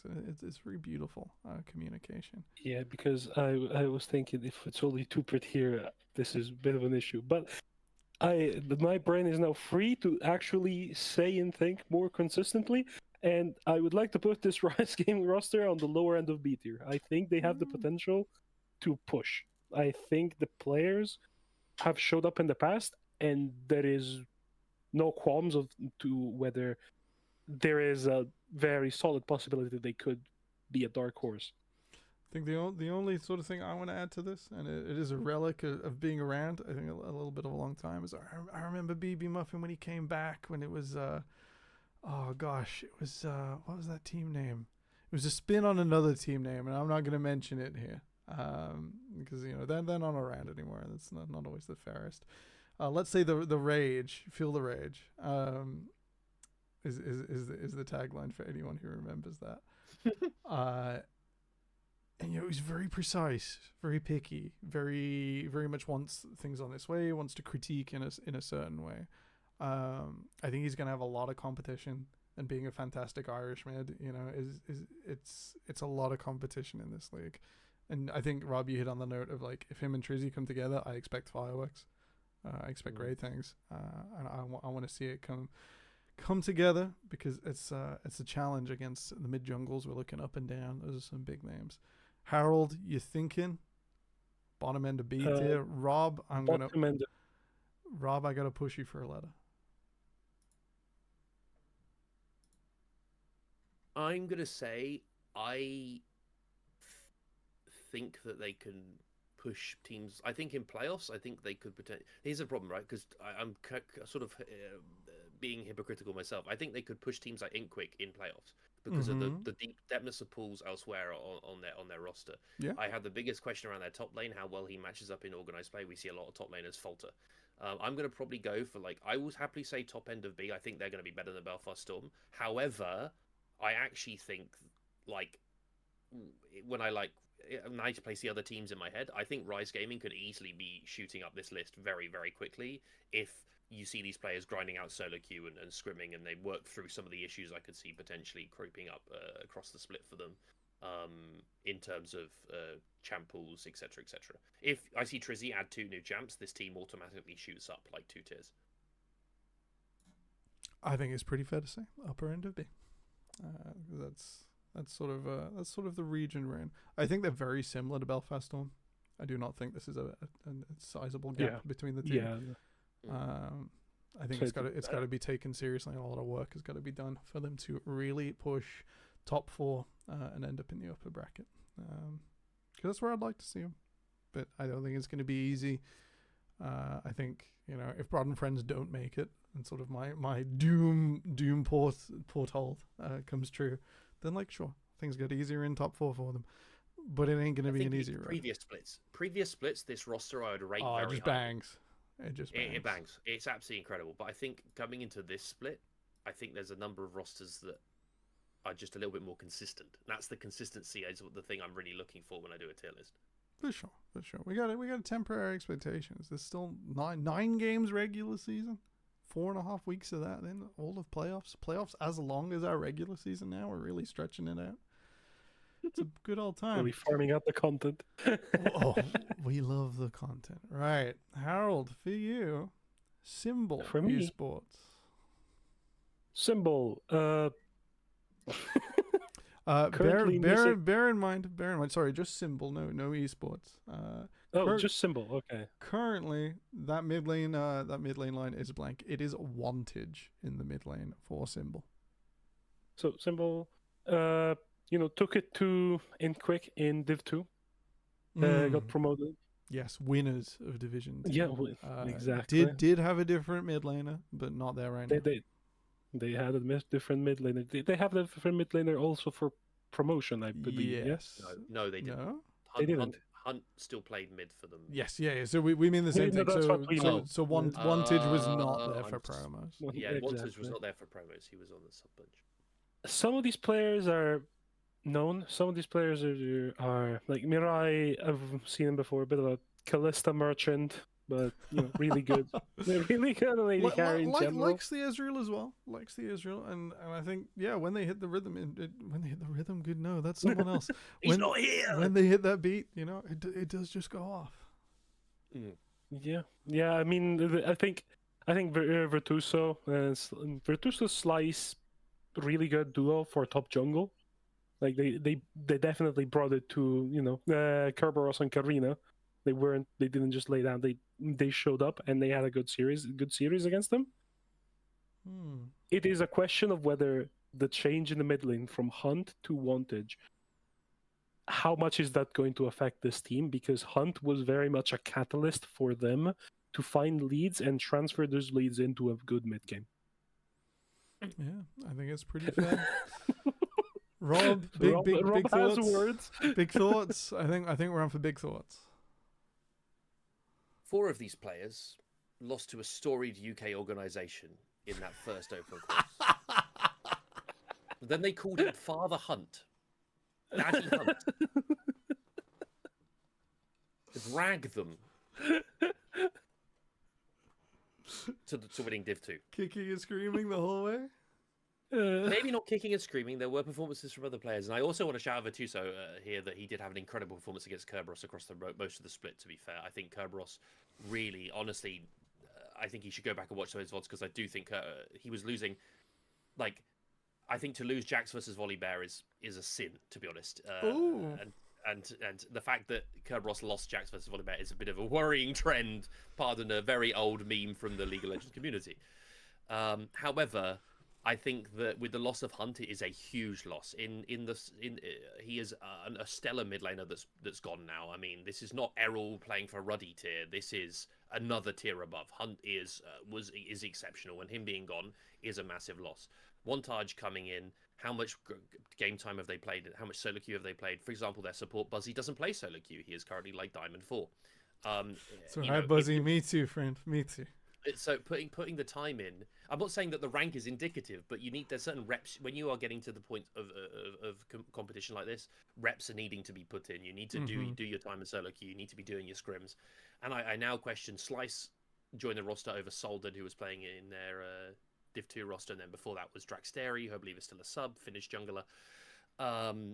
Slice is a very good player. Played in LVP Div 2, played in League Nexo, which is basically Spanish second division on Monte Club. He is a good player, really good player, probably coming in as the jungler to beat. However, you've just lost an EMEA Masters level mid laner. He's just gone. Hunt has decided to go into the ether, and you've moved a player that got relegated from NLC Div 2 on K5 in Montage. He ended up not performing particularly. I believe he played in like Arabian League a bit. I might have cast but that he lost. K5 I can't remember who they lose. Was it Lazy? And it wasn't Lazy in Life. It was Bloodline. I think they lost to Bloodline in that. The Swedish The Swedish one. But the thing is that this is not a player that is EMEA Masters level. So you have to readjust expectations. This is not the same symbol. Hunt was 1v9ing some of their games. He was. The Akali performance in the final against Inquick was incredible. And so for me, that knocks them down a little peg from... I think if Hunt was on this roster, it's really hard not to put them close to the top. Because he is just someone that comes in and just smacks everyone. We talk about air this, air that. Air this, air that. Hunt here. Smacks him around a bit. So I think that with him gone, it is a downgrade. It's one of these things where we need to see the consistency within at this level, because I think honestly Div 2 for them was quite easy, and so I want to make sure that they can actually take it to a full rosters of players that are all committed to scrimming and practicing, who are all around their rank. Symbol, they need to impress me, because again, otherwise they're going on the Dubby tier. I remember Dubby making that tier list after the open quals, and they will be going in the lost to a certain storied UK organisation tier if they do not perform at the beginning of this split. Harold, we haven't got a P to you. What letter are you gonna give him? For those who know, you know. If you don't worry about it. Don't worry about it. I think it's a hard one. Don't get me wrong. Are they another B tier team? I think you lose your the superstar highest mid. end of B tier team. I'm not sure if they're the highest end. You know, I think you lose that superstar mid laner, and things get hard. Virtuoso, don't get me wrong. We're expecting him to crush most of the other top laners in the league. I think it's going to be on some familiar faces to like stand up to him. Slice, incredible. Bot lane, pretty good. But Buzzy and Mirai, they've had some struggles over a whole split in the past. It is a lot of games, and I think if I called out Fuyu for not hitting that note every single time, and joking with J2, I think I gotta be fair. I think these guys need to turn it on, and they need to hit that note every single game. Otherwise, you've got a weaker mid lane than you expected. If your bot lane isn't bringing the train, isn't bringing the pain, things start to get harder quickly when we look at the other names on this list that are just so good. I gotta push you for letters, boys. I'm Harold also lost can in go the first. sauce. Harold can go first. I'm going B. B. B. In A very B. BB. All Mm. right. It ain't BB muffin. But is it B Yeah. for B? Oh. It's hard, right? It's hard because I I- think I- this okay, is I- also I- fair. I think this is also fair. I think it's hard. It's hard because my take is probably a little bit picante, a bit spicy. Oh, Because I had Venom-Crest lower, I have Symbol quite high up. I don't. The problem here is where Broad is, because I think Symbol will lose to Broad, okay. and therefore I have to put them below Broad. However, I also think that this roster could potentially beat Inkwick in playoffs because of the way that Fearless works. And it just comes down to whether Wantard shows up in his grinding solo queue, because he needs to replace the best mid laner the UK has seen in a split and a half, or for longer. So if he doesn't replace that, then they go down. But not down in relegation. I mean down in the tier list.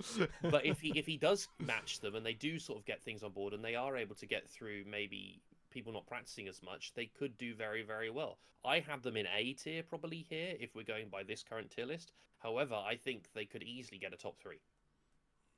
Harold, what are you thinking? I'm of B? I'm sticking to my middle of B rating. We're gonna have to see whether they can step up to that level, because promises. What matters is what happens on the rift. I got to do this dumb democracy thing. I think the range on this team. You know, we said Rise's range is big, Paragon's range is big. I think the range on this team eclipses all of that completely. I think if Wantage does not hit the ground running, and you know Virtuso plus the bot lane isn't enough, if Slice can't get it across the map, I think we're gonna struggle. And with that in my mind, B tier top 4 in their eyes. But I don't think they're gonna take down Venom-Crest. You know, I don't think they're gonna beat these greater established people. And you know what? Quick fade in, quick motion. On Monday, we're not going to find out a thing. Because they're up against Bulldogs Academy. And I fully expect Bulldogs Academy to suffer that matchup. Are they off stream as well? It's a disaster. Oh, they're off. I think that I gotta double check the schedule. Because they are off stream. Off stream on day 1 against Bulldogs Academy. Oh, Disaster. We're not going to find out a thing. It's going to have to be a mystery for now. Gonna have to watch We game screenshots. We were so close to sticking to our 10-minute per shot, and unfortunately, in our waxing lyrical over symbol, we failed horribly. Okay, So, we just speed it up. We'll just. Oh, you want to speed it up now? No. I wonder which 2 teams we've got next. I Rob, mean, Rob can't speak for this one, so take it away. It's all you, buddy. Me? You. On my own roster? Is that allowed? This Well, is crazy. I don't Unheard of. think I should make you do each other's unless you think that'd be funny. Now that okay. So we got Forshaw in the top lane, Welsh legend in the top lane. We've got in jungle Tweak, half British, doesn't count. Chover in the mid lane, now UK resident. Marrow in bot lane, now also a UK resident, and Stargazing in support. Wonder Kid. No, this roster, after trials and tribulations, have come together, and I'm trying to be as unbiased as possible. I will not shout out sponsors, etc., etc. So I will give you facts here. Forshaw, obviously, coming in, was a jungler, role swapped to top laner about a year ago or so, or maybe a little bit more. Who have to clarify that on me. Tweak comes in from the Danish league, very high rated jungler, also played in, I believe, Hit Point for a tiny bit in some qualifications. We all know Chover and Marrow from the last split. And Stargazing comes in from Prime League Div 2 and last playing in now Road of Legends, but previously ESLOL 1 on Aurora. So did play in an ERL, I believe it counts as a minor ERL 1. If you look at the DPM LoL leaderboard that's been made for the 50 players, Stargazing's right there at the top. He's right in the heavens. He's the star himself. At 900 and something, 928 at this moment in time, I believe. LP. It obviously questions last split. over Good Chi. They got in Smee and Trez sort of halfway, well, towards for playoffs. They looked really solid versus Vertex in playoffs, and then against Broad and Friends, it didn't really come crashing down. It was like a very, It was a tough very challenge. hard. It was a tough. It was that 2-0, by the way. If you go and rewatch that series, that could have easily been Good Chi coming up positive here. That was a really, really close game. Those are really close games. Coming down to like I think Kofu getting a 5-man flash Lily out. Like if I didn't cast those, I was in the green room. That was you were doing the desk, and me and Stan were casting. Yo, yeah. With that in mind, Harold, what's your thought? I'm trying to be polite here. I don't want to. No. We've had the excitement. Let's have the temperance, Harold. I think it's a roster of players who there's promise, but they need to build up on that promise. I feel like again, Maro, really solid player, looked really good. Even in that series against Broad when they lost 2-0, he was easily the shining beacon on the side of Chi. I think it's now it becomes a question of like, have the pieces that have been brought in solid enough to make this Good Chi roster a contender for those top spots. I know Rob's opinion. We've talked for about 2 hours prior to this about this.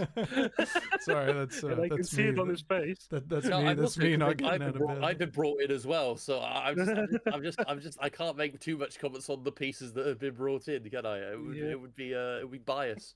Yeah, but I think there's solid foundations to work on. To work with, not work on. Sorry. Sometimes I do forget things in English. It's all right. It's all right. Same. But it will come down to a question of, can they consistently be that strong, coordinated team that can use their strong pieces to get ahead and close out games? I think it's pretty fair.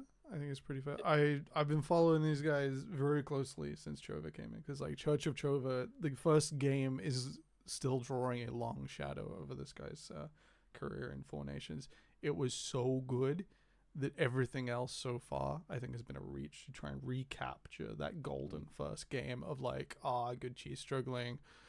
You know, Savanix is not wanting to play it himself anymore. So his owner and caster. You know what he said to me? Like, I was like, "It's not you on the roster sheet. You qualified. What's going on? Like, where's my challenger as air player?" And he just turns around and was like, "No. This kid like puts me in the ground every single time if we play against each other. I'm glad I don't have to play against him."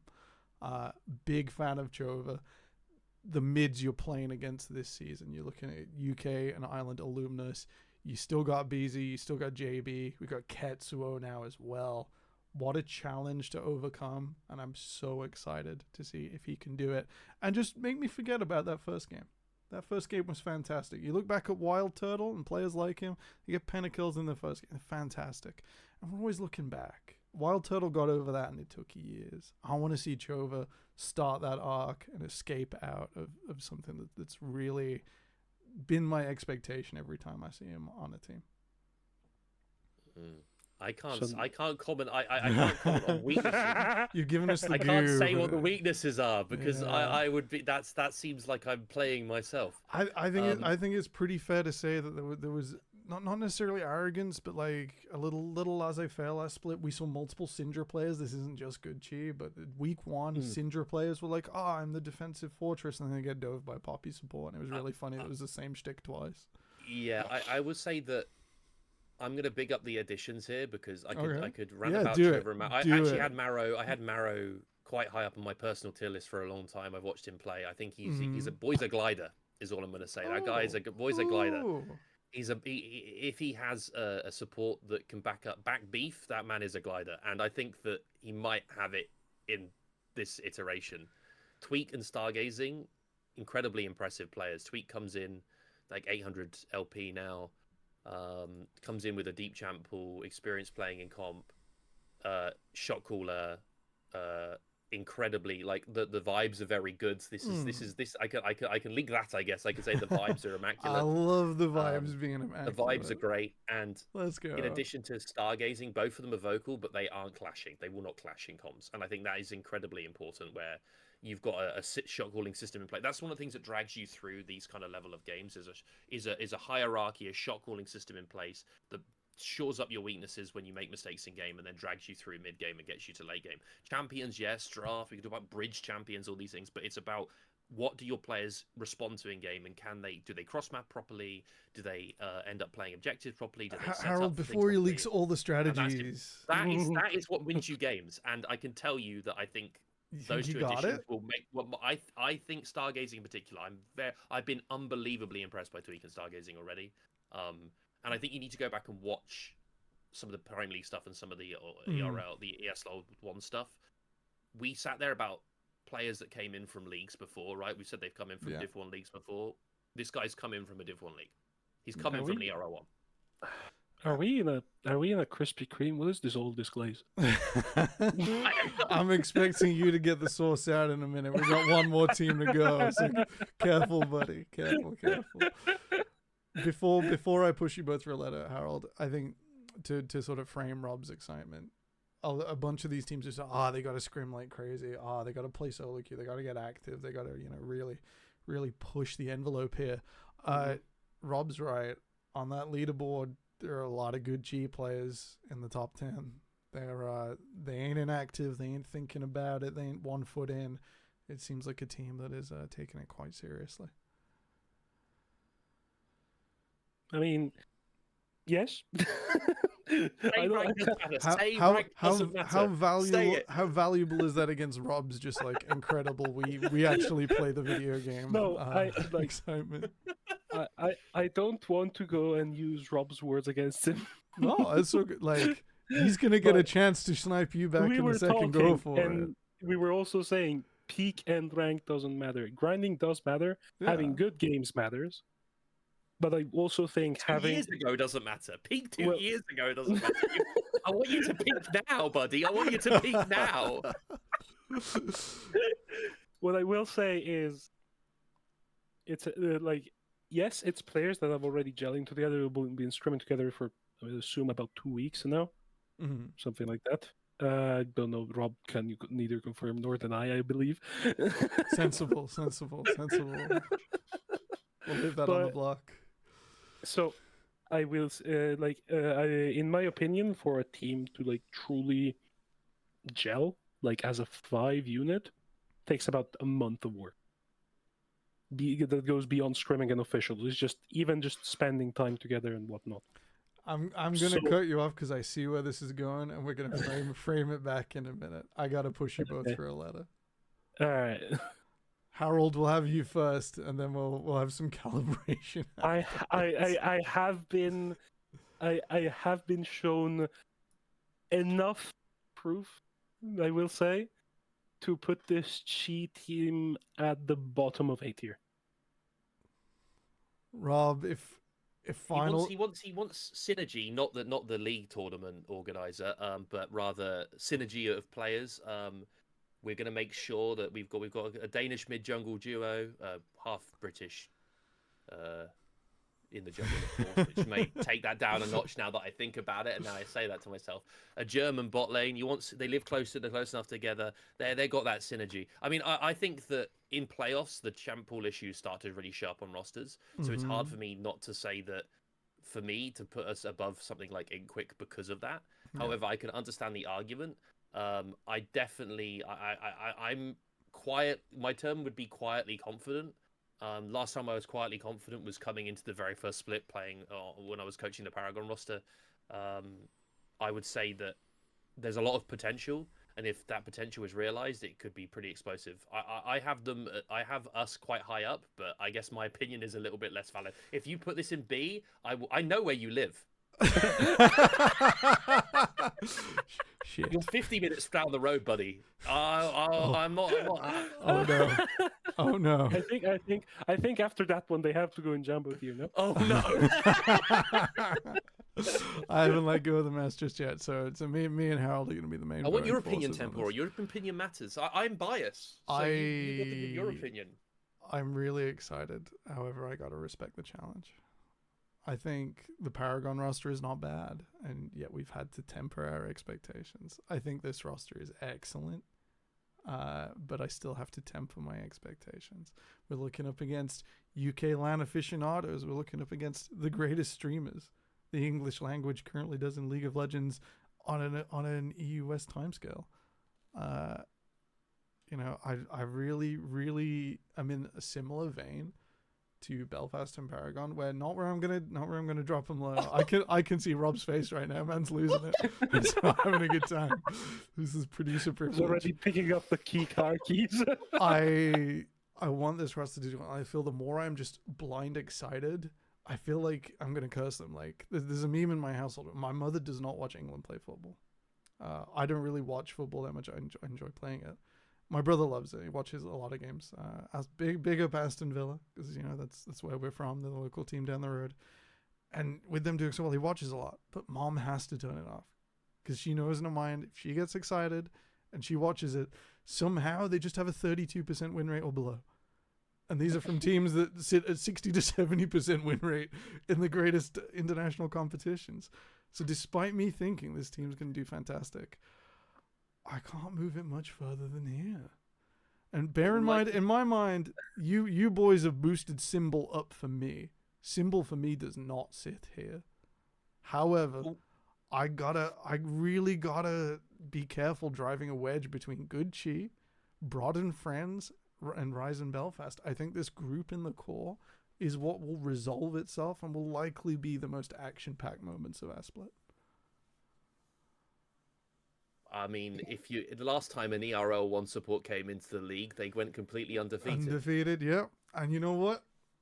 If this happens, and you can screenshot this and print this up on the wall, because that's fun. If this happens, fantastic. I want to shake Chova's hand at LAN. I'll just be like, my friend, you have earned this. Like, listen, I'm saying this now, and it's going to be going live, and it's recorded, so it's here. Yeah. If Chi go undefeated, okay. Okay, no. I was thinking. That's gonna happen. Come on, let's have the full bit. Harold's decided. No. You brought up the ERL Tier 1 support thing. Now you gotta stick by it. I don't make the rules. If you go undefeated in regular season, hang on. We gotta. There we go. I will order and eat in live. I will stream it on my own channel. I will order and eat a pizza with pineapple. That's boring. You should eat a Good Chi jersey. Whoa. That's an Italian adjacent man's pride we're playing with there. I'm already putting myself on the line for something, and he's not going to be able to get home safely, Rob. You've got to understand what he's saying. There's not many places to go in San Marino. It's just like a rock in the centre of Italy. He can't jump off of it, can he? It's dangerous. Man, I don't think there's even a place that does pineapple pizza around here, so I'm gonna have to go buy a pineapple. They're gonna chase him out of town. It's just gonna. We might have to import Harold to an undisclosed location. Do we have a black side that can stay? Just get out the tin and be like, "I'm sorry, Harold. I'm sorry. It's fruit. It's good for you. It'll be okay." Then his passport's revoked. Can't go back into it. He'll have to take that diplomatic pin off. He's no longer a representative. Betrayer of the state. Pineapple juice dribbling like tears. Like, oh, what have I done? I'm excited. I want to say to the camera here, I do not say that we are going to go undefeated. I want to make that. That was not my point. It's good. And you know what? They are one of the teams I'm very, very excited for.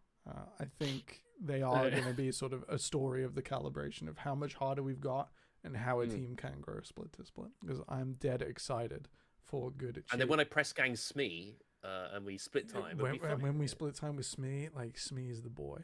All right, for sure, fantastic. We love Smee, and we love for sure. But if it can be all Smee again, with those big performances, it's fantastic. Oh no, I mean in game. He's like, we enjoy Bin. We enjoy Flandre. I enjoy Smee. Smee can just be the man. You'd be like, 3 people, 3v1 top with Fiora. It's like just come. Hello, send more. No, This no is more. oddly Oh, like it's oddly a shame. like erotic that you enjoy. It's oddly like Gameplay wise, huge fan. Was playing in uni tournaments when like I think it was like the generation after me. I was just like, yeah, that's what I wanted to do, and I went 04. And like for sure would do it and go very well, and then Smee would do it and like win tournaments. I'd just be like, you get like, how can I do that? And I didn't have that bridge at the time. Legendary UK and Irish player in the university Yeah. scene. And going forwards, Harold, we've let Rob absolutely go off. We're not going to meet our Wax 10 minutes per lyrical. team target. It's time for you to tell us about another slightly changed organization. This is a rebrand. There's not a big shift behind the scenes. The Bandits are here to play. Yeah, roster completely unchanged. Loopy, Lunka for JB, Elendil, and Kenny. The same five that went to finals. Bit of a change behind the scenes. Kisme left the roster. I joined as a coach. Of course, the rebrand, gone from 200 Bandits to The Bandits, but for those who see my camera right now, I still represent. Oh yes, Still have it right here. It's a 200 Bandits limited edition coaster from finals. I think I have another one somewhere. Mine's on my coffee table and in the living room. It has a cool glass on it, waiting for me to finish this podcast. I do think a good way to look at this roster is evolution. But play and evolution in consistency. If it's a five that has already played an entire split together, has gone through the trials and tribulations of making it to playoffs, going to the lower bracket, making the lower bracket run, and then getting to finals. It's a five that has consistently shown they can punch above their weight, and they can have those games where they can take out the bigger opponents. They went so close to Venom Crest in some of those games. Mm-hmm. In every series they play against, they never won because Venom Crest were just a bit too good, which is more than fair. A bit. I think Venom Crest were crazy. Absolutely crazy. But I do think there's a lot of potential in this roster. There's a player like Loopy who is, without saying too much, he is very self-critical in the way he thinks about the game. And he's somebody that loves a bit of introspection.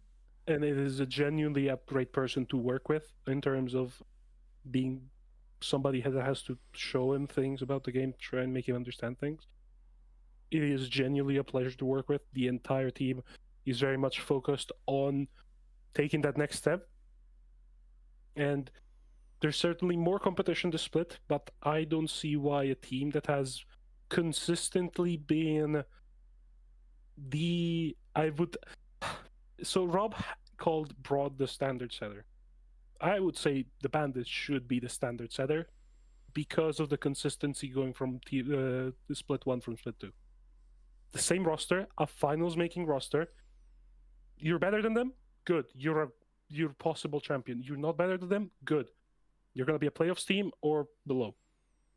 That's it. That's my take. But of course, I am biased. He's had his fun, Rob. You had your fun a minute ago, and Harold got to, start to pull on those threads. Let's start pulling on those threads. Better than them or better than Lunkafer? This guy is... Damn. Like, this is the concern you have coming into this split. Last split, no one could break the Bandits other than Venom Crest, who have phenomenal players. No one could break the Bandits formula that they figured out sort of halfway through, which is that we give our jungler every resource under the sun, play only facilitating lanes, and then we can play and tee out team fights with a fed jungler. It was like a Lilia. He played a number of amazing Lilia games. And I'm not going to take away from the Bandits recognizing that setup. The concern is the level of the league, again, as we say, has gone up in every lane. I would argue that most of the lanes have improved this split compared to last split. And the question comes in about, can they do that consistently again? We say about sort of the bar.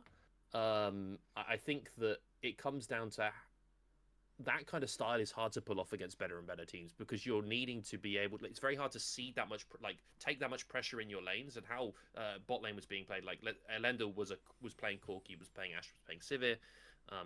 Sometimes some other champs as well, but often was seeding a little bit in that lane. And against better opponents, that's not necessarily possible. And as people recognize how Lunkafer plays the game, that ends up being a harder tactic to go through, because it's you find yourself, if you find yourself in a losing position in jungle, what comes through there, which is what we saw in finals, really, was that lanes were very hard for them to play. I have concerns about the upgrade of the rest of the split. Also want to mention that the new logo, I believe, was also looking a little bit stolen itself, actually, from a certain team from the NA region, Renegades. It's reminding me a little bit of, and my favorite clip of all time was the game Dignitas versus Renegades. I believe it was 2016, where 4 people died and there were no kills on the board. Actually, I believe it's one of my favorite league clips of all time. That one was a banger. I think the concern is the rebrand. Does it lead to that kind of situation? That would be a worry. You know, there's sometimes logos are lucky. Two bald heads are very lucky, and those are gone now. What do you do when the bald heads are gone? I don't know. Like, was it Trelulu's head? I think it was Trelulu's face. It was. As well. It was. You've removed your representation, your bald representation, and that removes like that might lead you to go down a little bit. You know. All right, I got to calibrate these feelings, because we got high highs about our own teams. Rob's had to go to the logo with that confident that these guys are going to do pretty well. I have worries about the quality of the rest of the league improving, in terms of, let's take top lane for example. Loopy was able to stonewall a lot of those lanes. I don't necessarily think he might be able to do that against Kerberos. He's going to get slammed with the number of counter picks. Can he do that? Virtuoso as well is a question. Even some other top laners are coming back. I think last split kind of had a very weak top lane pool, to be honest. If you go back on the last split, if we're going to really spread the Marmite around, can't you just get a free Camille pick against this guy? Like, that has to be banned. How does it work in that regard? I think, but Loopy was phenomenal, and him picking up on certain build paths and understanding those things was very, very good. And he is sort of the bar for a weak side top laner I see in the league. But does that now cause a problem? I would then look at, because now we have a roster that hasn't changed. It's easy to compare them now, right? Where Lunkafer, does he play his game? JB, I think, was a very good mid laner. Nothing much more to say there. Incredibly good. Second best mid laner, I think, in the league last split compared to Air. But we've got some other mid laners have come back in now with some pieces that they're used to playing with. QQR now has his Porp buddy back in the jungle. You have, other mid laners coming in, like Wantage, we could say, but maybe there's a chance there he could spike. And then you look at like bot lane, Elendil, I always had a lot of worries over, and I had worries in finals as well, in terms of the damage output, in terms of the aggressiveness you'd see in lane. And does that translate now with better laners maybe coming in bot lane? Because we are seeing an increase in ability across the board in the league. For me, I think there's some rejigging that needs to be done here, but I guess I'll answer my tiering here is, if you just looked at roster versus roster and didn't look at the history, it's hard for me to place this roster above B tier because of the roster that's presented in terms of the other rosters we're comparing them to within the pack, right? But because of the history, I could think you can put them up to A. I don't think you can put them up to S. I think because of their experience together, you can now push them. Look, what I mean is that there's a certain unknown quantity on experience playing together. You know how your lanes want to play, etc., that pushes them way above. I think Lunkafer's phenomenal. I just question whether the lanes can continue to match him as the quality of the league improves. So are we thinking Rob here? Well, that's slightly broken. Are we going here or are we going here? What's I would have bottom of A, but that's also. But I think there's a few things I need to jig around on this list before I'd be confident with it. But, don't worry, we're coming to the recalibration at the end, because I got feelings too. Harold, if you got to be honest, if finals is tomorrow, are you gonna be there? Are you? What do you? I mean, okay. I am positively confident the team is of a high enough caliber to make a deep run again. Okay. That's I would rank, if ranking your own team fucking sucks. I will say this. Sorry for swearing. Find me. I don't care. It just sucks.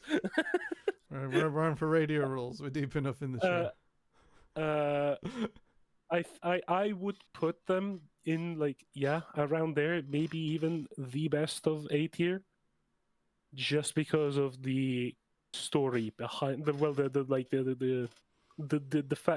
factor that consistency plays in organized play.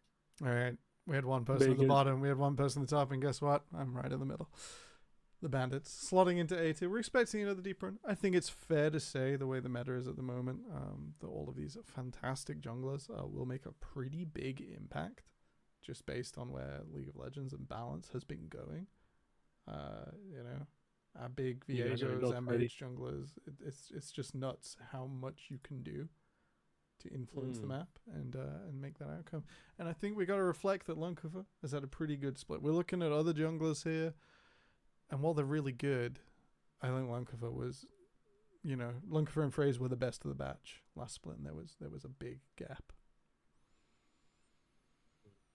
Unless I've forgotten the name, there isn't there anymore. Looking at the list we've got so far, there's a few issues, right? Yes. I'm just thinking about it. The issues to me is that you're saying that we've upgraded the level of the league, and yet a downgraded Venom Crest and a unchanged 200 bandit, or the Bandits, are now two of your top three. Don't get me wrong. The league has improved. I think we've also been going team by team, and now we got to look at what we put it next to. Because whenever you do tier lists like this, and you go team by team, you're like, oh yeah, that kind of fits there, that fits there, that goes above that. And you look back at the end, you're like, I have assembled a thing with no foundations that kind of just fits the vibe.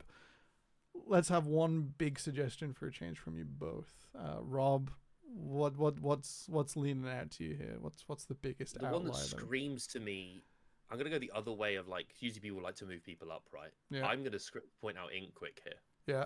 And where would you move them to? That to me is I mean, the problem I have here is, and it's not because I'm scared of being dragged on Twitter by a certain Danish top laner, but rather they didn't have a good showing against that Symbol roster, not just in mid lane, That's in true. the finals of Div 2, and in promotions. And so putting them unchanged on A, where they probably won't get enough scrim time, they won't have any kind of coaching staff. I do want to temper it with a bit disrespectful to some of the other orgs that are here. They are you're going to tell me they're going to rock up with no prep and be fine. Yeah, they are all still together at least. So we got to remember that they haven't lost the mid lane. So, but they didn't play fully with their complete roster half the time, did they? Rabstar subbed in a lot last split. This is true. And so it's kind of like, to me, if you're not, I think we look at the ranks of players as well. They were challenger. They're not currently. We're gonna go quickly because I'm gonna qualify this as well. Harold, are you on the same vibe? In quick needs a tapping down.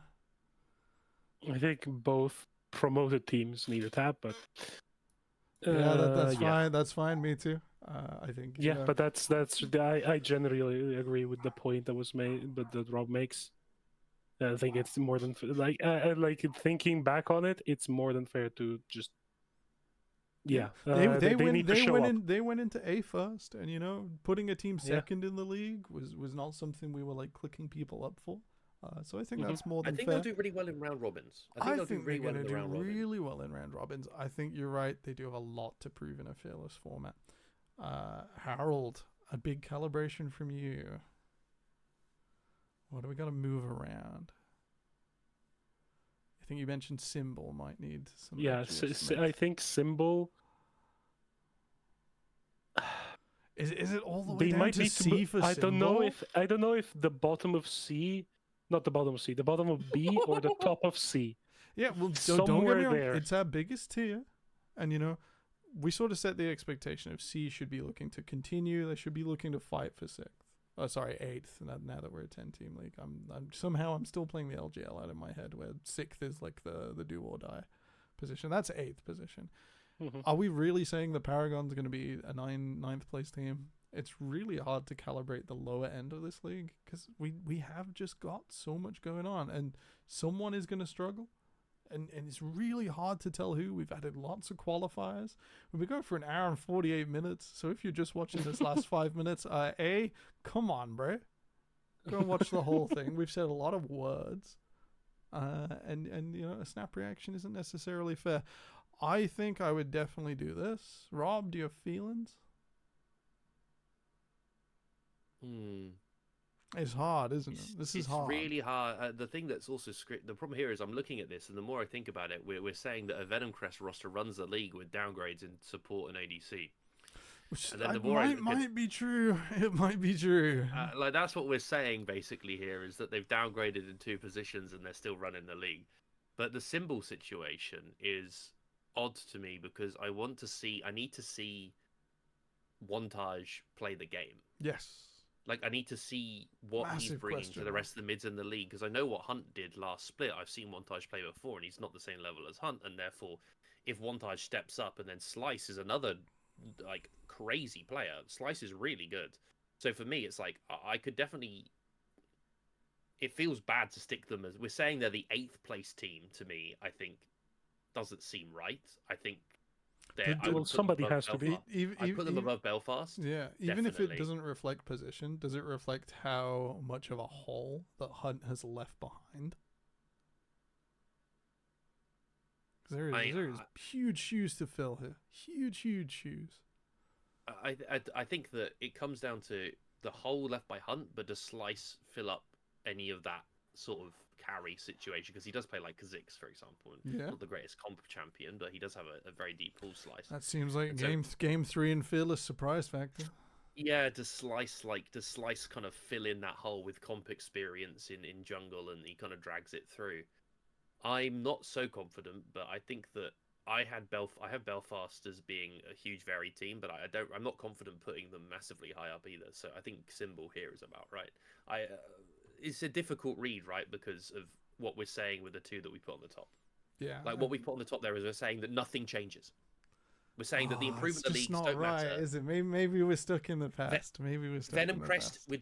with what we'd argue is downgrades. No offense to the two new players, but it was Rhythm and Seneca who have now gone off to get paid, get that dollar. If they prove it, then that's them overcoming it. But you're right, it's still got to happen. It hasn't happened and then yet. like 200 bandits have to now grow more, because we saw where their in my opinion, we saw their ceiling in that Venom Crest series of what you could expect versus teams like that Venom Crest roster. And then you look at the other rosters that are around it, and it start arguing like, where do the pieces fall apart for the bandits roster now, right? Because of how their playstyle is. So it's kind of like we're saying that the top two are Venom Crest and bandits, but that means that we've improved the league, but the bottom has come up, and we've not really seen much change at the top. Which, when you think about it, going back, it's hard to argue. I think part of the bandits placement for me was like they had to go above Inquick. And now we've slidled Inquick down a little bit further. Does that mean we maybe need to go on, Harold? Go on. I think the major thing is the general level has gone up, but like it's basically like it's a situation where like we don't necessarily have added a tier 1 clean cut team, but we have added solid pieces to almost every roster in the division, which means it is a lot more compact in terms of the power readings. Yeah, I think because if you come 5th this split, I think it means a lot different to coming 5th in winter. I think it's huge night and day. Like it honestly, like with these 10 teams, except Bulldog, I'm sorry, it's a shame there has to be a 9th place. It feels that way, doesn't it, to a degree? And in my mind, like I think this is perfectly fair. But you know, we're here on we're here on democracy. You know, I think we also have to reflect this is 3 uncertainties coming together, and you know we have to do our best with our fortune telling, and that's the way it's got to go.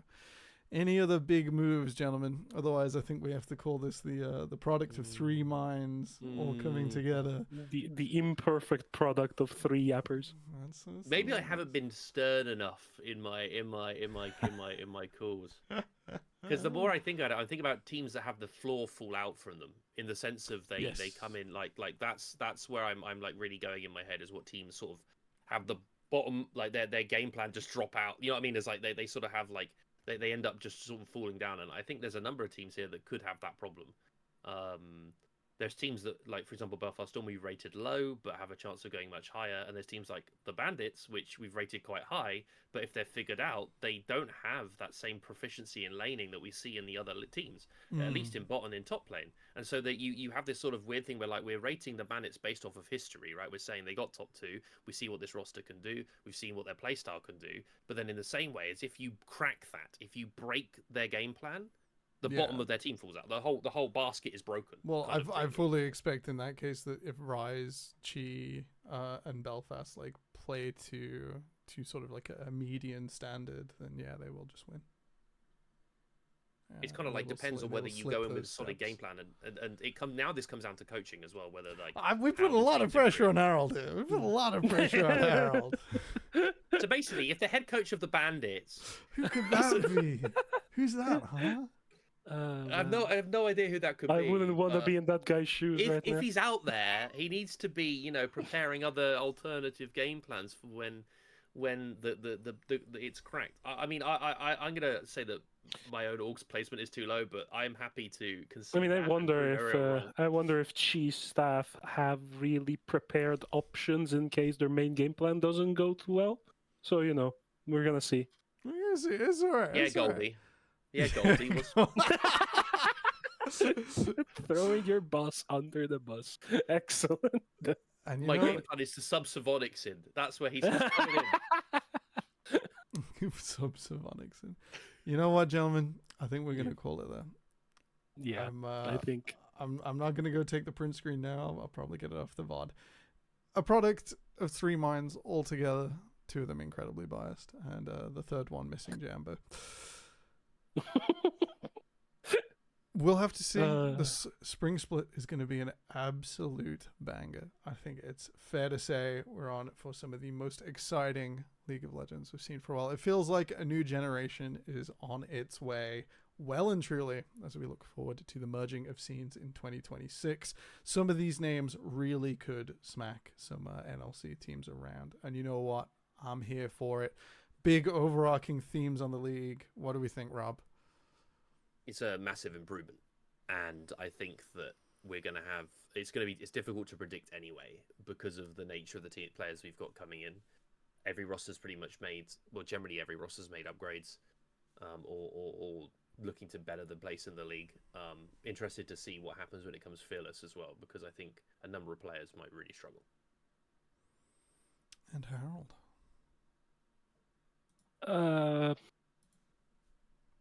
Genuinely, I just hope like the league itself, like everybody kind of just goes in with this mentality of let's have the best showing we can, with the quality that's gone up, like some names being known, some being unknowns. I feel like it kind of just has to be a question of like let's just make every game day our game day for everyone. And I genuinely hope it's like that, because with the amount of quality that we now have in the league, we might have some of the most fun games coming up. I'm here for it. I'm so excited. You'll have to join us on the show on twitch.tv/the UKEL Monday and Thursday nights. We'll have to get locked in. A little bit of a preview from the schedule. These gentlemen have seen it, but you at home have not. And that is that, Harold, you got the first challenge of the weekend, the first game of the split, 14th of April, Monday at 6:30 p.m. British summertime, will be the Bandits taking on Int Quick 5 IQ here on the stack. And Harold, you're going to have to earn that top of A position because you're coming up against your immediate rivals. 25 minutes, I would give it.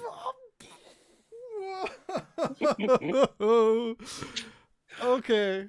Against some of the strongest laners in the league. This man's confident. Listen, if you're not gonna talk the talk or before the game, like why would you ever talk the talk after? Ooh. Like after beating somebody? There's no point. Just be cocky. The Bandits gonna have to make that walk. And Rob, looking down this list, you might have the greatest challenge of all. I'm in stun locked. I'm stun locked by what's just been said. It's going to be a banger to set us off. Good Chi on Monday the 14th in the final slot, a 9:30 BST, a moonlit match up against none other than defending champions in Venom Crest. You might get a rewrite our B rating very, very quickly here. My jungler's playing on a MacBook.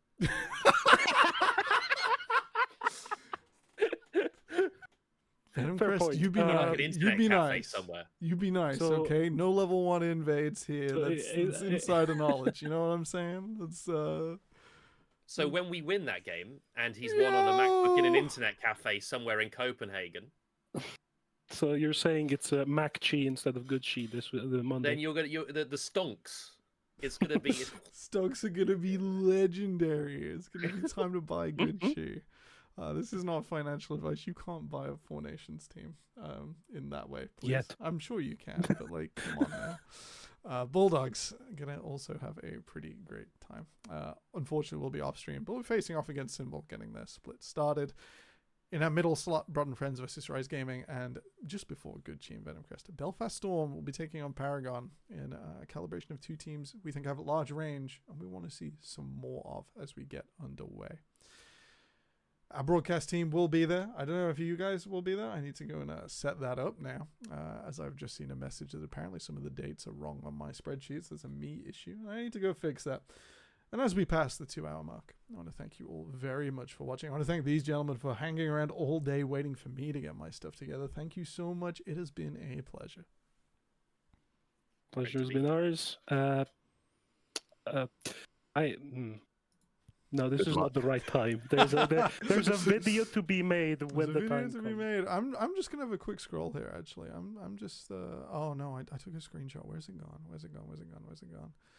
Da-da-da-da-da. Bandits, ain't quick, Good Chi, da-da-da-da-da. That's Belfast Storm, Good Chi Rise. What week do you guys play each other in? I don't know. I actually can't see this it. week, and that's about it. Where am I? We're doing it. Belfast. Good Chi and the Bandits, 28th. So you got 2 weeks. You got 2 weeks to get your stuff together, and then you open the show day. That new 2 game. weeks. 2 weeks. I think we can make it a 22-minute. 22 minutes? Man's got his stopwatch out in scrims. That's incredible. It's incredible. Rob, any fight and talk before I say goodnight at 4:20 p.m. in the afternoon. Yeah.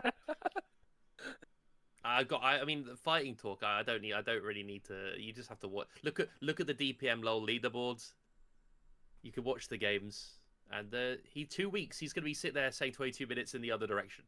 Oh. I guess we'll see. With that in mind, this has likely been aired Sunday afternoon or evening. We're gonna go see what the release schedule is, because of course, with Bulldogs Academy joining the league, we don't want to jump under them. So that's why this has gone onto my hard drive and then onto the internet at a later time. This has been a Four Nations production for UKEL. We want to thank you so much for joining us. And remember, if we shadows have offended, think but this, and all is mended. Send all your complaints to Temporal. The you have been slumbered here. All these visions did appear.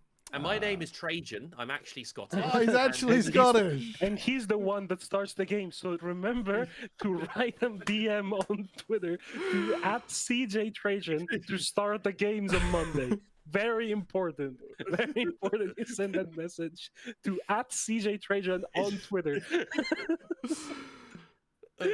The broadcast will return on Monday, 14th of April.